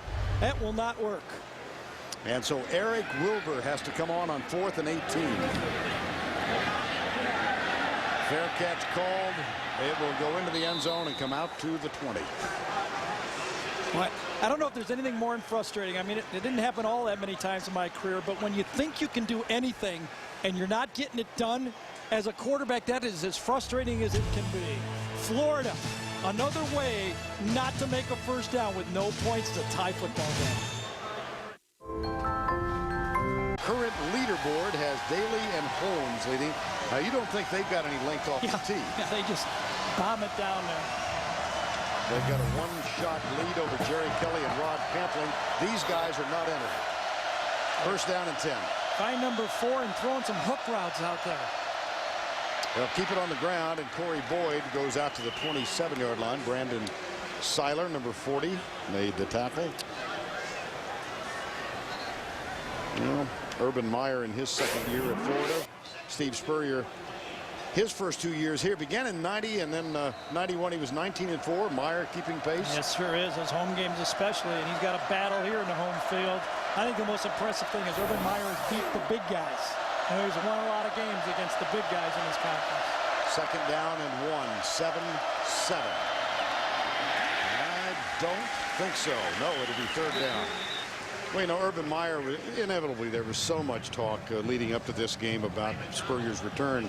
He was asked Monday, is there a shadow cast by Steve? He said, absolutely there is. There is. I'm cleaning it up a little bit. But he said there should be. You know, he left a legacy that is remarkable. And it would be like Bo Schembechler at Michigan, Woody Hayes, Darrell Royal at Texas. Well, Urban wouldn't have wanted this job if it wasn't for Steve making it into a great job. 3rd and 1.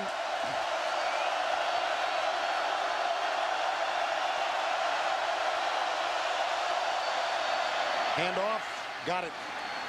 Boyd squirts through. First down, South Carolina. Well, this is we were trying to compare Spurrier's return here with other interesting coaching. I love the guy on the left, Hank Stram, who went back to Kansas City. Phil Jackson, Lakers. With the Lakers. Billy Martin, Oakland. Rick Pitino in Louisville. How did they fare? We'll have the answer for you. Yeah, it'd be nice forcing them to play golf, those guys, wouldn't it? But there'd be some good conversation. There'd be some stories. Yep. First down and 10. Boyd out to the 41-yard line. 3:40 to go, 3rd quarter. Again, you see Steve showing the patience. I think only one call all game I would have argued with Spurrier's play calling. It was that reverse pass back to the quarterback where Reggie Nelson knocked it down. That's the only time they've got out. Otherwise, he's been balanced. They've run the ball 21 times. They've passed the ball 21 times. By the way, Florida's the same way, 21 and 20. 2 balanced attacks, but only 7 points each. 2nd down and 2 at the 41-yard line. That'll be close for the first down at the 44-yard line. A carry made by Mike Davis. Well, I promised we'd have the answers of those returns. I know that Rick Pitino's first trip back to Kentucky, they were thrashed by Kentucky. Lost by 20, as a matter of fact. Hank Stram 1, Phil Jackson 1, Billy Martin 1. That's a bonus trivia question. Yes. I've got another one. I've got another one. You probably got a deal. I did. Well, no. Aflac too. You probably get a free Aflac or whatever. I do have ducks in my house. First down and 10. 7-7. Blake Mitchell, Mike Davis. Look at this. Nice run. How about the swerving ability of Davis? They are running the ball really well against Florida. Yeah, and they've done, they're so effective throwing the ball. Don't have Marcus Thomas. Let's be, honest about that. I think Seiler's not 100%. He ran right out of the picture on that one. Seiler's playing at maybe 75%, and the patience of this South Carolina offense is working. Now, watch, give him a little Rice to the outside, about a 6-8 yard 12 hook or a nice pass to the outside, spread that defense, and attack the middle again. South Carolina over 100 yards now. 107 yards on the ground, a 1st and 10 at the 45.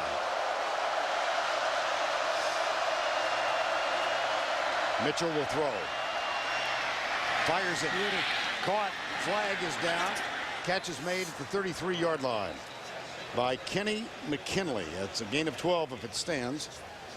Gary mentioned in the first half he was a 4-year starter high school quarterback. Weighed only 165 pounds. I love this route for a couple reasons. As a quarterback, go down there, hook in front of him. Now it's basketball. Post him up, throw him the ball, go up and give it. The other thing as a quarterback, you just start throwing to a spot. Number 28 on the defense. That penalty will be declined. The play gained more yardage than the foul. It will be a 1st and 10. Let me continue why.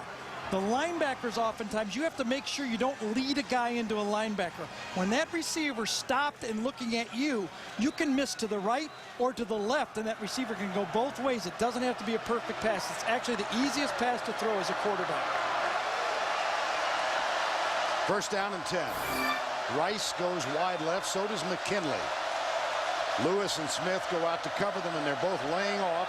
Here comes Smith on the blitz. It's picked up, and there's Boyd inside the 30 to the 28-yard line.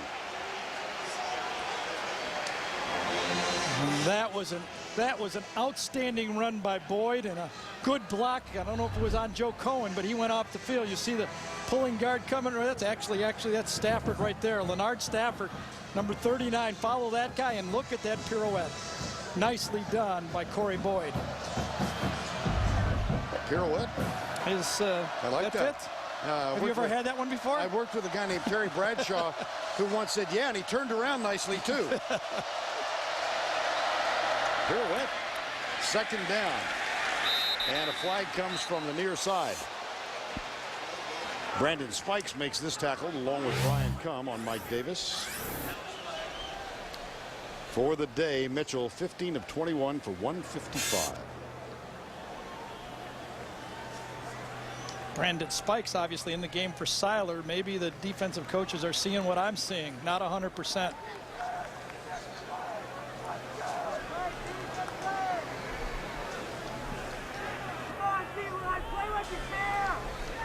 There's Brandon Spikes, number 51. Yep. I think he got nicked on the play before. I'm looking down, and I wonder if both he and Cohen went off with a little nick on the play before. Illegal block against South Carolina. There's Brandon Seiler. Certainly, I would think the vocal leader of this team. Here's illegal block below the waist, number 11, crackback block. 15-yard penalty from the end of the run. Repeat 2nd down. Now you see McKinley come in motion, and then he goes low to take on Joyner. You cannot do that when you come in motion. You got to block above the waist. Good call. That's a safety issue, and that was changed up a few years ago, and that's a good rule. And so with 1 second to go in the 3rd, 2nd down and 18.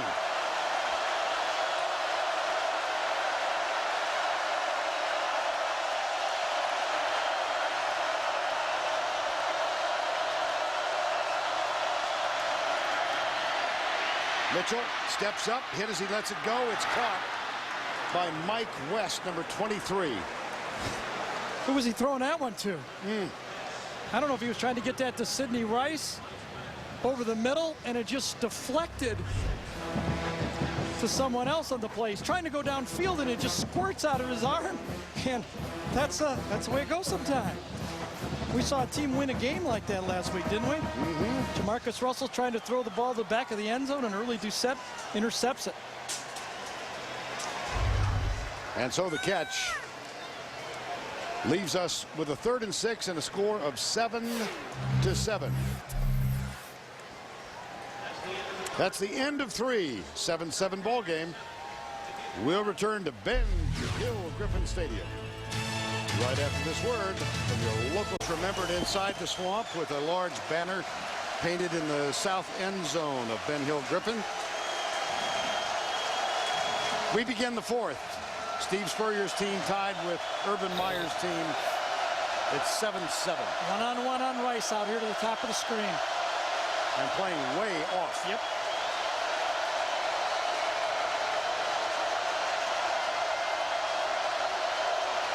Mitchell, quick setup inside, tipped incomplete. Mike West, the intended receiver. That brings up 4th down. And in all likelihood, we're going to see Ryan Suckup come on to try and break the tie. His last field goal was blocked. Steve Spurrier insisted to us that the drama, the emotion was out of this because he'd been back here twice. I don't believe that. No. Well, I think he sold his team on that. Yeah. And that's good strategy. I said, don't be intimidated. I've been there a couple times. They're already, listen, Steve Spurrier's got a system he believes in. He runs it. He teaches it. And when he gets pressure, he expects his guys to perform. Suckup from 47 yards to give South Carolina the lead. Oh, that was perfect.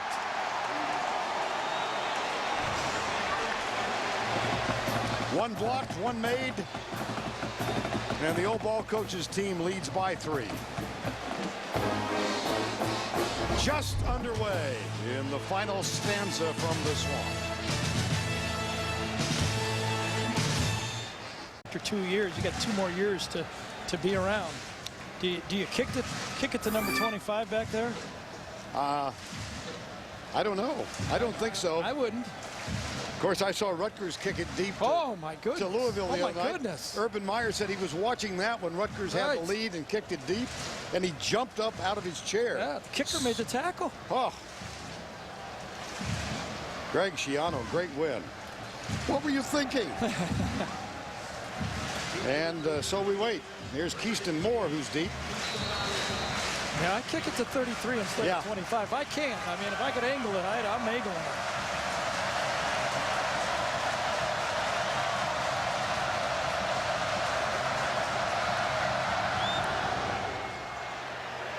This is Plants, this one. Comes out to the 20, and let's check in once again with Tracy Wilson. Well, thanks, guys. As you just mentioned, all week Steve Spurrier hasn't been saying much about his return, but I got a little out of him before the game. I said, Coach, it must have been a little strange coming onto this field with a different team, and he said, yeah, it was a bit strange, but once the game starts, it's all about calling plays. Back to you. All right, Tracy. He's made 2 trips down here because South Carolina played 2 Thursday night games earlier in the year. He was here for the reunion of the 96th NCAA champions and then came back for the Ring of Honor installation and said those 2 ovations he got were the loudest he's ever had in his life, and very much appreciated. Now here's the run up the middle. Deshaun Wynn, Savell Newton, the quarterback, saves the touchdown. I tell you, I just don't get it. I've been saying this for 5 weeks watching this team. I don't understand what they don't like about number 21.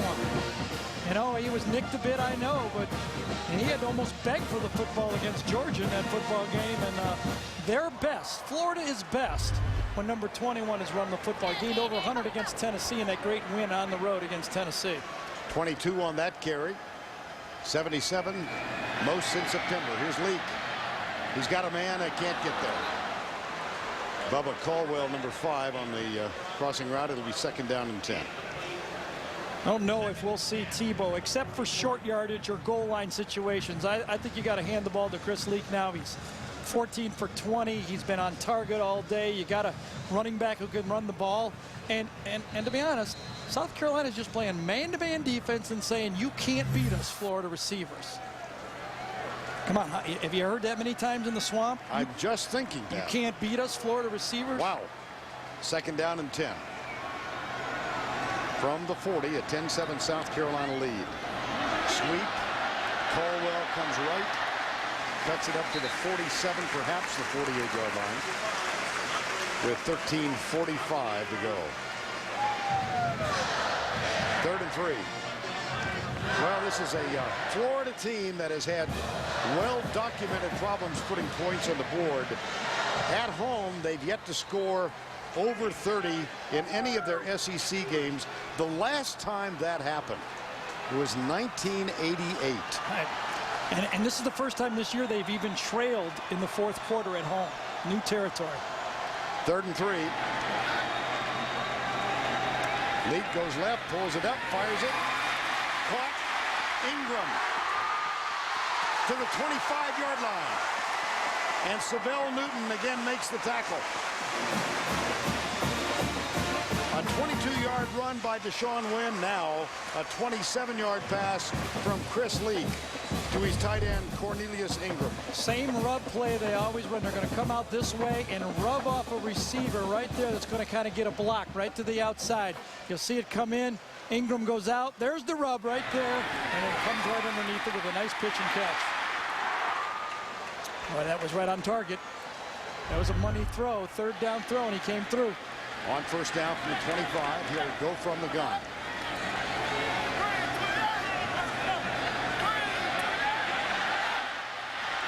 Handoff. They try to sweep, and this one goes nowhere. Andre Caldwell tackled by Cook, Emmanuel Cook, number 21. Well, we talked about the struggles here. Have not scored over 28 points in SEC games. Only one game with 330-plus yards out of 7 played. Yeah, and that was Kentucky, a game you expect to dominate. Against the upper-tier defenses, Florida offense has not come through this year.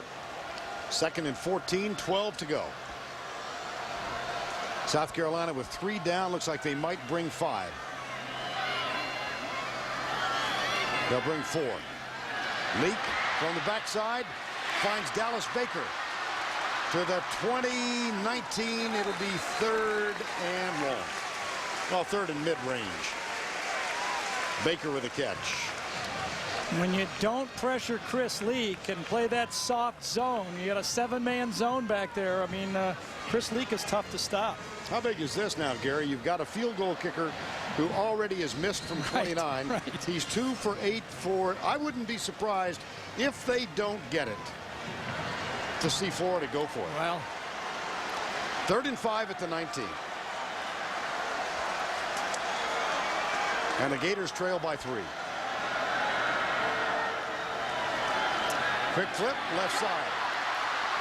It's a moot point. Andre Caldwell picks up the 1st down.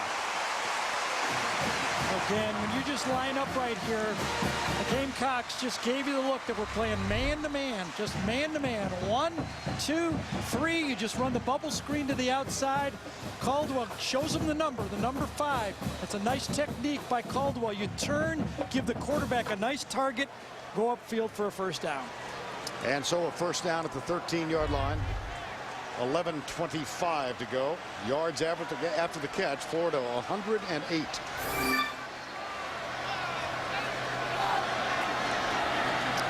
Halfback pass, no. Caldwell throws it away. Intentional Yeah, grounding. sure it is. Tried to get too cute. Florida, again, tried to just gimmick their way to a touchdown. And it cost them. Throwback pass to the quarterback on 1st down.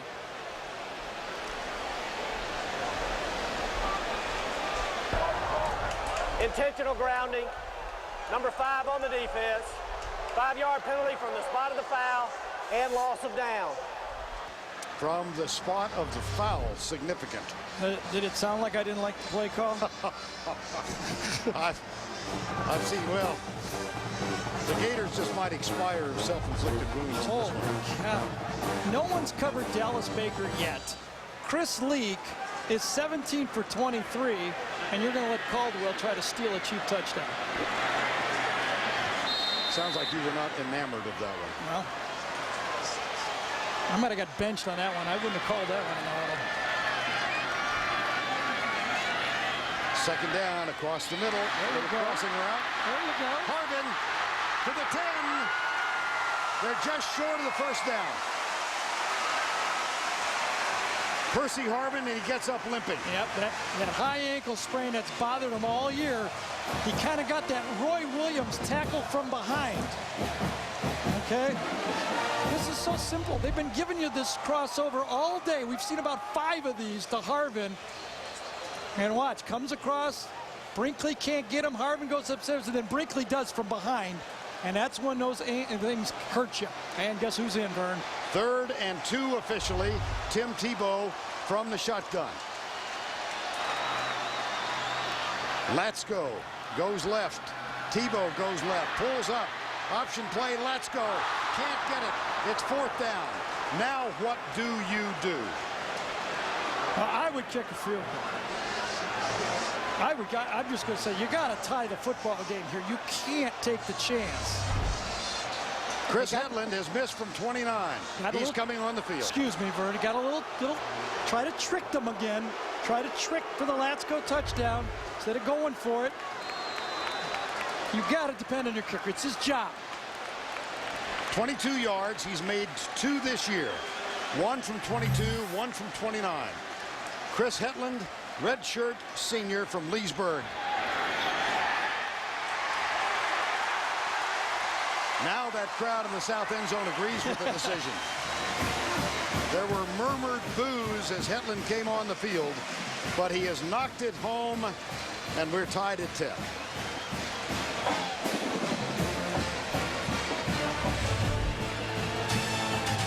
Here's some weight. Let me lift it off my shoulders. Yes. Practice with the Gators. Sunday morning, starting at 8:30. 10-10 ball game, 10:49 to go. Don't forget later in the game, the 5-star play of the game presented by Wrangler. Well, Chris Hetland from 22 yards out. We're tied. That's a little different look than we saw from him in the first quarter. You said it exactly right. Way to the world. You got the police officer patting you on the back. That augurs well for the remainder of the evening. Yeah, and I think it was also good the type of kick it was. You know, you may need him later for a game-winning kick. Give him one to get his confidence going, and I think that was the one he needed. Eric Wilbur, the punter, alongside, and Joey Eos is getting set to kick off. Number 98. Remember a year ago, South Carolina was winning all these close games. Will this be the night? They haven't been winning them this year. No. Lost to Tennessee by 7. Lost to Arkansas. Auburn 6 and 7. Touchback. Red Lobster's scholar athlete today is South Carolina's Leonard Stafford. He's been a Dean List student at South Carolina all 4 semesters. Red Lobster's commitment to the investment of our future is shown tonight by donating $1,000 to South Carolina's General Scholarship Fund. His nickname is Short and Round. Short and Round. Yep. Tried out as a walk-on for this football team as a defensive tackle. And he's 5'8". Yeah. Defensive tackle, walk-on, now he's the fullback. Engineering student, 1st and 10. Sidney Rice in motion, followed by Smith. They fake the reverse and hand it off to Mike Davis, who gets about a yard. Well, South Carolina comes in with back-to-back losses at home. Tennessee and Arkansas. Here's the way things have happened for them at Auburn earlier in the season. They wind up losing 17-24, had a chance to tie or take the lead.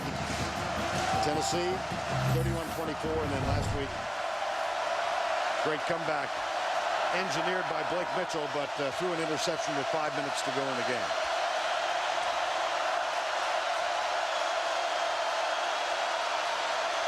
Inside, Rice. Yeah, that's where you got to go. I'm surprised he didn't go with him that time. Remember the third down play when he threw to West inside? That's where I would have gone with the football. Florida's defensive backs do not feel confident covering Rice. They know they can be deep. Ryan Smith, you know, Utah, we didn't play with any guys against guys like that. No guys like that on Utah's schedule. Had that 5-touchdown game against Florida Atlantic that Gary mentioned earlier. He's only got 2 other touchdowns this season, so a total of 7. 1 last week. By the way, Brandon Spikes has been in the game the whole time at linebacker. Play action for Mitchell, back with a lot of time, goes deep. He's got McKinley open, perfect pass, and McKinley's out of bounds with a first down at the 30-yard line. What a beauty. He had 7 catches last week against Arkansas. This time he's going to come right across the, remember that crackback block? Same look, only this time it's a play action pass. Look at this throw. Vern called it perfect, like handing off the baton on a race. That's how perfect that was. Kenny McKinley, father Ken, a bank manager in the greater Atlanta area, successfully fought off colon cancer a year ago and is here watching this game. McKinley goes wide right.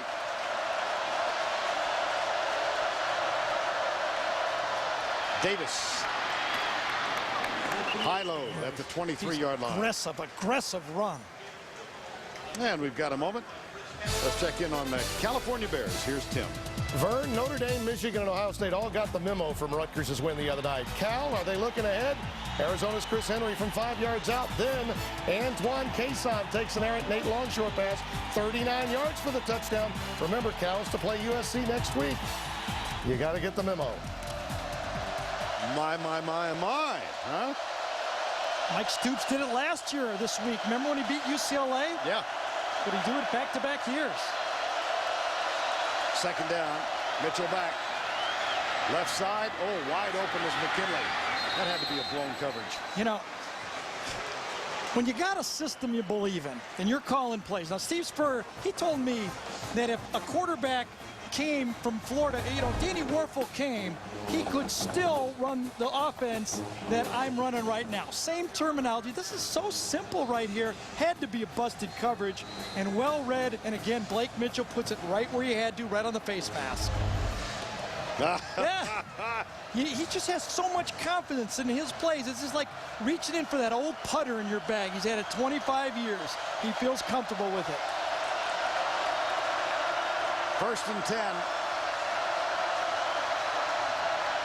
Davis to the corner, touchdown, South Carolina.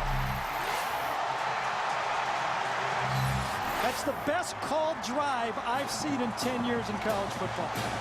Really? That was perfect. Every play call had a plan, executed. They knew exactly what they wanted to do, and they got it in for 7 points. The touchdown comes on Mike Davis's 17th carry of the ball game. It comes from 14 yards out.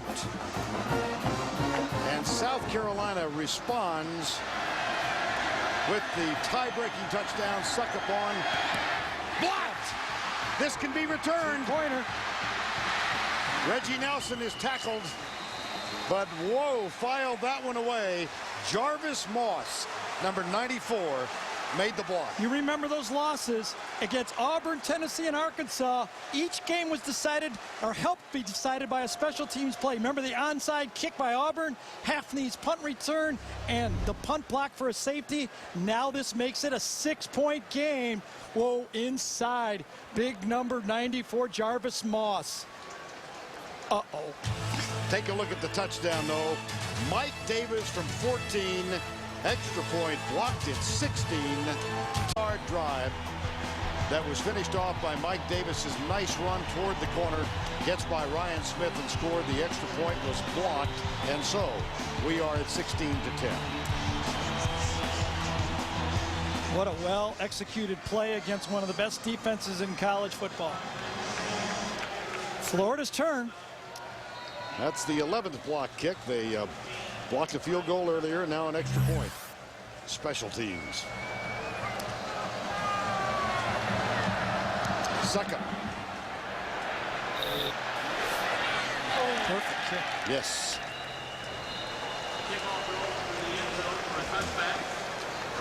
And so with 8:07 to go, Florida gets it back. A mad dash to Atlantic City might just turn into the fastest, funniest wedding you'll see all year. How I Met Your Mother kicks off TV's funniest night Monday on CBS, America's #1 network. 1st and 10. Gators from the 20.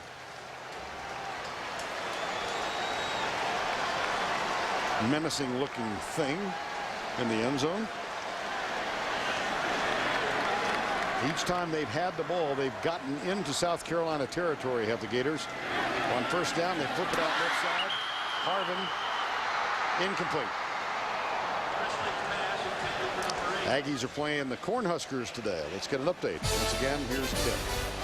Vern, similar to what Urban Meyer likes to do, Dennis Franchione is a coach that will spread you and then run off the spread. Stephen McGee draws the Aggies closer to Nebraska, 57 yards. The 2-point conversion failed. Nebraska needs the win to win the Big 12 North and get to their championship game. Vern. All right, Tim, thank you. 2 points there, 6 points here. And a 2nd down and 10. Leak from the gun.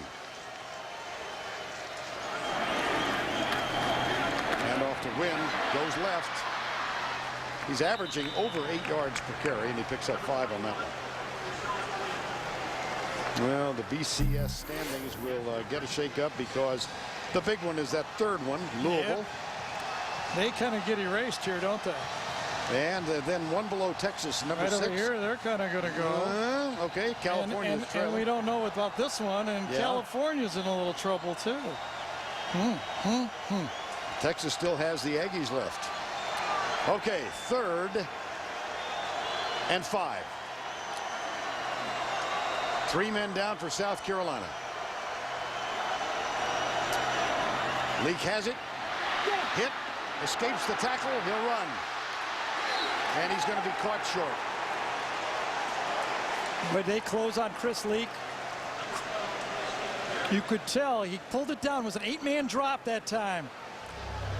South Carolina dropped into his zone. Chris had nowhere to throw the ball, wanted to go, had to go out to the outside, and then he knew about halfway through this run he wasn't going to make it.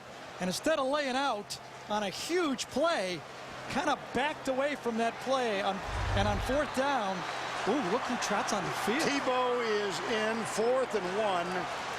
This has not been a successful gambit for Florida this year. They're only 2 for 9 on 4th downs. Bet they don't pass this one. I'll bet you're right. 4th and 1 from the 29. Tebow. Got it.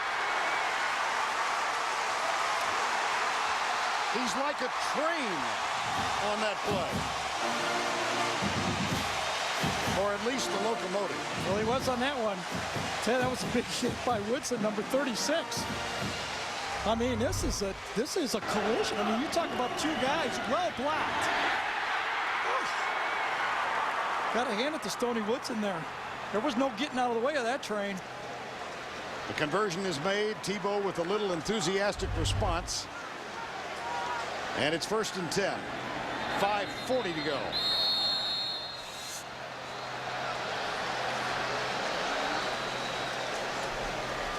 Flag down. 11 3rd and 4th down rushes, 7 first downs. That, of course, doesn't take into account kneel downs. Well, it'll be his team next year. Yep. Sideline warning, South Carolina. That's their first sideline warning.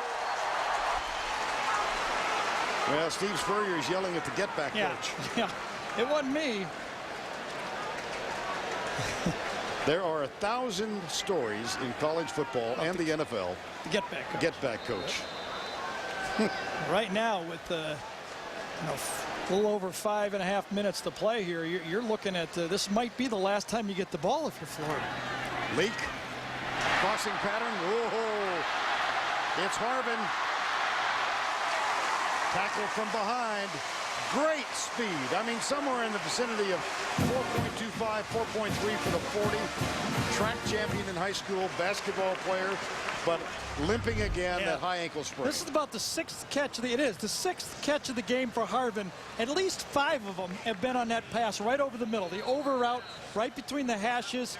It seems to be conceded by South Carolina. Let Harvin have that throw, and Florida should be taking it more often. 5:31 to go as the clock stops on the out-of-bounds play.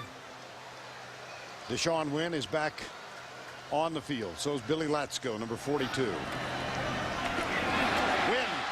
can't quite break the tackle. Yeah, but, you know, Vern, that's 6-7 yards right there. You know, he carried on that first down play before, 22 yards, and never got the ball again. Remember when they kicked the field goal on that drive? The guy's just good. Seems like a good running back to me. He might not be, you know, the best. Maybe he doesn't have he doesn't go all the way with it like Reggie Bush, but he makes first downs. 11 for 88. That ain't bad. Second down and 3. 5:04 to go. Dallas Baker starts in motion, followed by Fred Bennett. Leak keeps it. How about this play? He had a 45-yarder against Alabama. This one not quite as far, but equally meaningful. Chris Leak. Boy, this is a great call right here. No one was expecting this. The belly keeper by Chris Leak. You could see just ran right by a guy right there. Had no chance for it. Up front, Ryan Brown had it, did not see it, and says, no way. Chris Leak's going to keep this thing upfield. Great call by Dan Mullen. That's a gain of 16 and a first down at the 23 with 4:34 to go. Here's Leak pulling it back. Going deep. Got a man in the end zone. Tipped away. Savell Newton saw it. The quarterback read that crossing route. Same play that worked against Tennessee for a touchdown. This time, Savell Newton back there says, we got that play. And he followed Chris Leak's eyes. Ball hung a bit. Newton almost. Remember Steve said at halftime to Tracy, we got to make one of those plays. We got to catch. That was catchable by Newton. If he makes that play, that could be a winning play. Well, he was the starting quarterback last week against Arkansas, benched at the half after a 7 of 19 performance. Handoff. They come right. Deshaun Wynn to the 20-yard line. It'll be 3rd down and 8 with 4:15 to go, and a sense of urgency now on the sidelines and in the stands. It's going to be a real interesting strategy for Urban Meyer here. If you don't pick it up to make it real close on 4th down, 2 field goals tie it. What's he going to do? That's why he makes, what does he make, a couple $1 million? Yeah, I've heard that. 3rd and 8.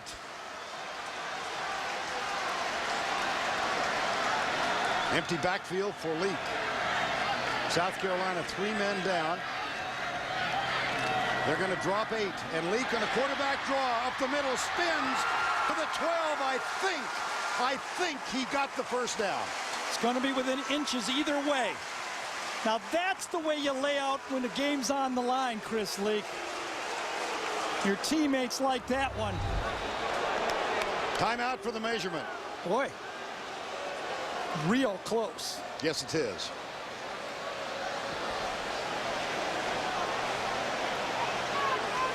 Tim Tebow might have a role in all this, but for the moment, he's a yell leader.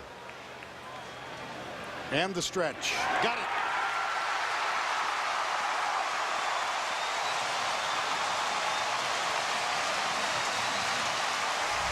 Well, he had the belly read. Now he's got the quarterback draw. Now he didn't go all the way, but I tell you, he almost got it.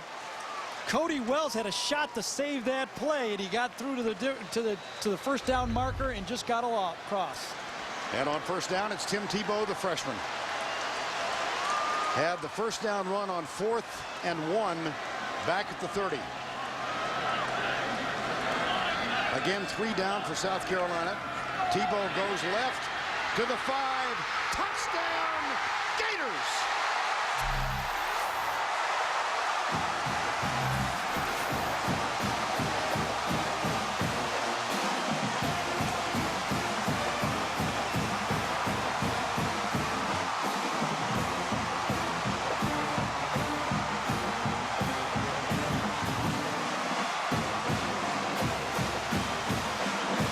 The drama continues. Chris Hetland has missed 2 extra points this year. He's on to attempt to try for the lead.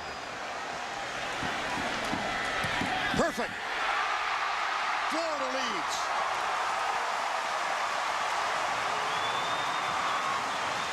His 7th play of the football game.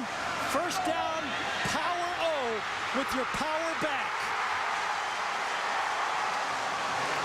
This is just power O. Follow the guard, Drew Miller, get into the end zone and step over a safety. Boy, did Florida answer that drive. That was pressure-packed, and they did it. Gamecocks get the ball back. They have all 3 timeouts left. As the Gators respond to South Carolina's touchdown with a blocked extra point and a superb drive with Tim Tebow scoring from 12 yards out. Remember when Les Miles made the call? Urban Meyer made the call on 4th on his own 29-yard line with Tebow. Big decision, and it came through.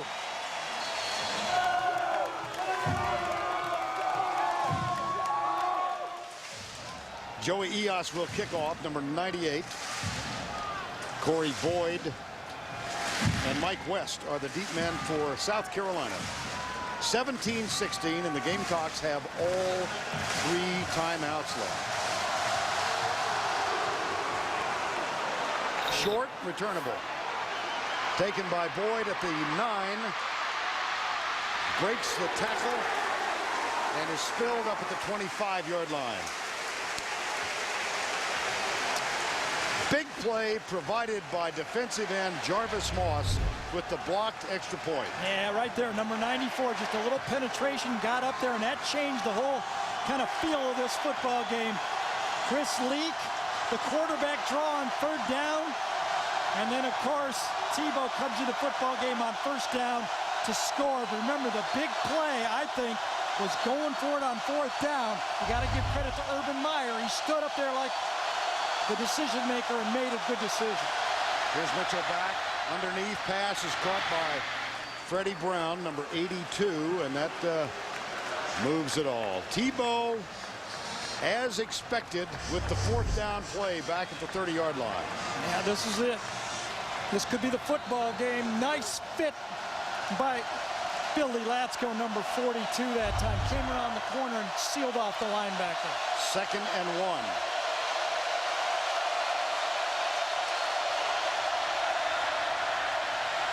Mitchell, nobody open. Comes now, somebody's open. Wow. I don't like that 2-man rush. Listen, they got a big field goal kicker for South Carolina. 2-man rush, that's too long. That quiets the crowd. Yeah.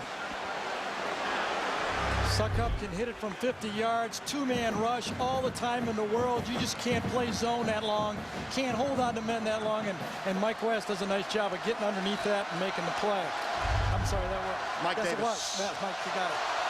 Ryan Suckup has one from 55 yards out this season. 1st down.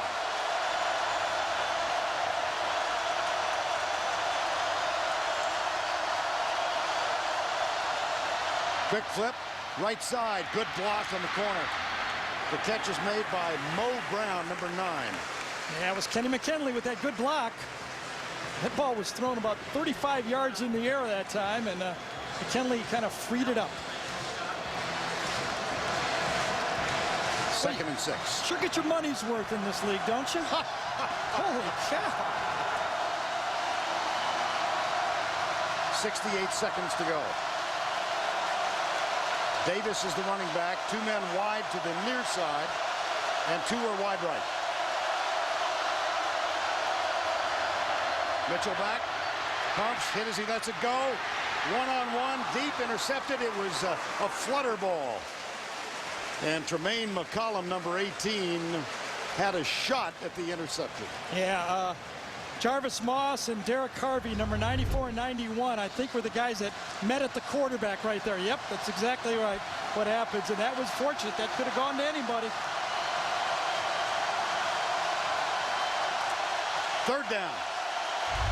They need 6. Again, same formation.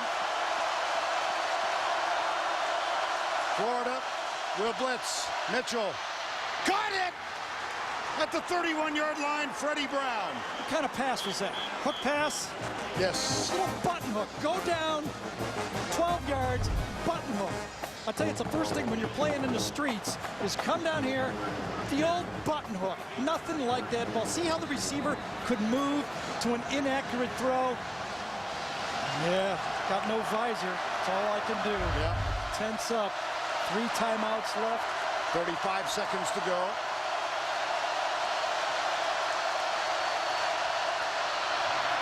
They hand it off to position the ball at the 35-yard line. If they don't gain it down, it'll be a 52-yarder. They lost 2 on that one. Succop twice this season. Once from 55, once from 50. This afternoon, he's hit from 47. And he is probably going to have a chance as South Carolina takes its first timeout. Team from field goal range coming into the ball game had a blocked field goal earlier in this one. That was from 47 yards out. He made one from 47, but here's the difference in the ball game right now. The blocked extra point. It's 2nd down and 12. Corey Boyd in the backfield with Blake Mitchell. South Carolina, 2 timeouts remaining. One-on-one on Sidney Rice to the top of the screen. Right up there, one-on-one, your best guy. Can't ask for anything more than that. Mitchell lets it go. Flag is down before. Oh my. And there's another flag there. So we have 2 flags on this play, but the one may be a pre-snap. It's exactly right. And they went for the slant and go. Spurrier went for it all, and he had it all down to the 7-yard line. Oh, a self-inflicted wound on a touchdown-type play. Before the snap, false start, number 77 on the offense, 5-yard penalty, keep 2nd down. Yeah. Meredith, the left tackle. Right here, can you see it?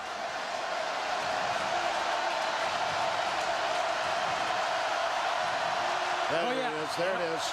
Yep. So 2nd and 17 with 22 seconds to go. And now out of field goal range. I mean, it might be, but it'd be a long one.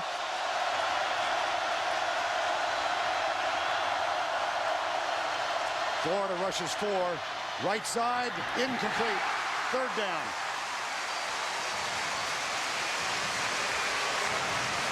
Boy, on that little movement on Meredith, South Carolina had the guy on the coverage and the play exactly the way they wanted it. And now they need about 8-10 yards to make it a good try. I would think. Again, Succop's long for the year is 55. It's 3rd and 17 with 18 seconds to go. South Carolina has timeouts left. Mitchell, quick setup inside. Freddie Brown at the 31-yard line. They'll run it all the way down, won't they? This will make it about a 48-yarder. The slant that was so good to him against Arkansas is exactly what he came back to.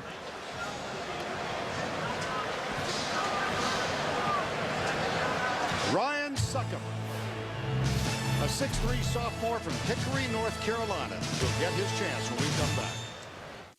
Will attempt a field goal from 48 yards out. Urban Meyer's gone to the line judge twice. I wouldn't be surprised if he doesn't freeze him.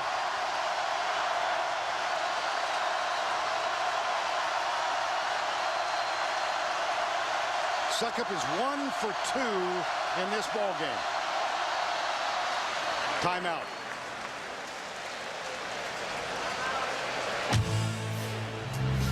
And so we wait.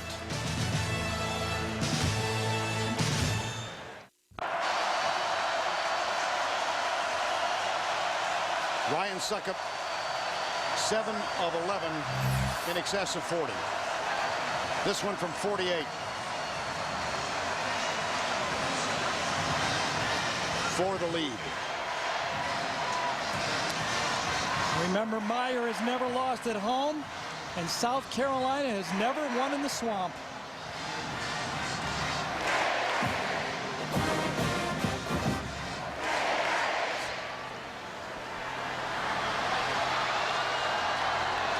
can do as a coach now. As they say, the hay's in the barn.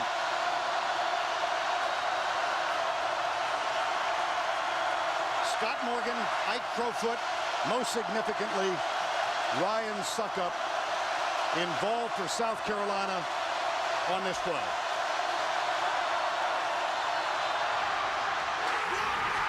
It is blocked.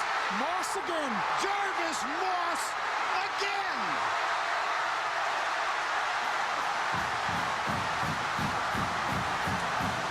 Urban Meyer is still not lost in the Swamp. South Carolina still has not won in the Swamp.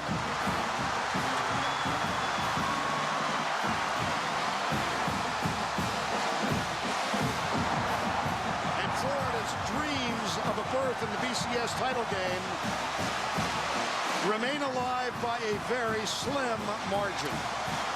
How about the margin of a 6'6" defensive end who blocked an extra point and field goal, Jarvis Moss. The margin of those fingers. Let's go down to Tracy with Urban Meyer.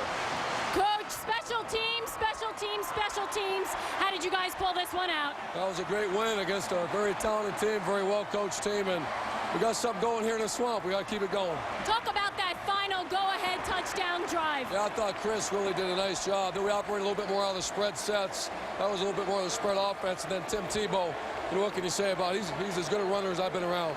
Does this team deserve to be talked about in the national championship race? Get ready and keep getting a little better, but of course we do. Thanks a lot, Coach. Back to you guys. Jarvis Moss from Denton, Texas. 2 blocks today. An extra point. Look at that. 6'6", his left hand, his ring finger. Might that be the ring finger that keeps alive a national championship prayer? On the sideline, Urban Meyer tried to downplay the significance of this matchup with Steve Spurrier. Don't you believe it didn't matter? And how about Jarvis Moss? Missed a season because of a pelvic infection. It was the Urban Meyer staff that went the extra mile to find out exactly what was wrong and what a contribution he's made.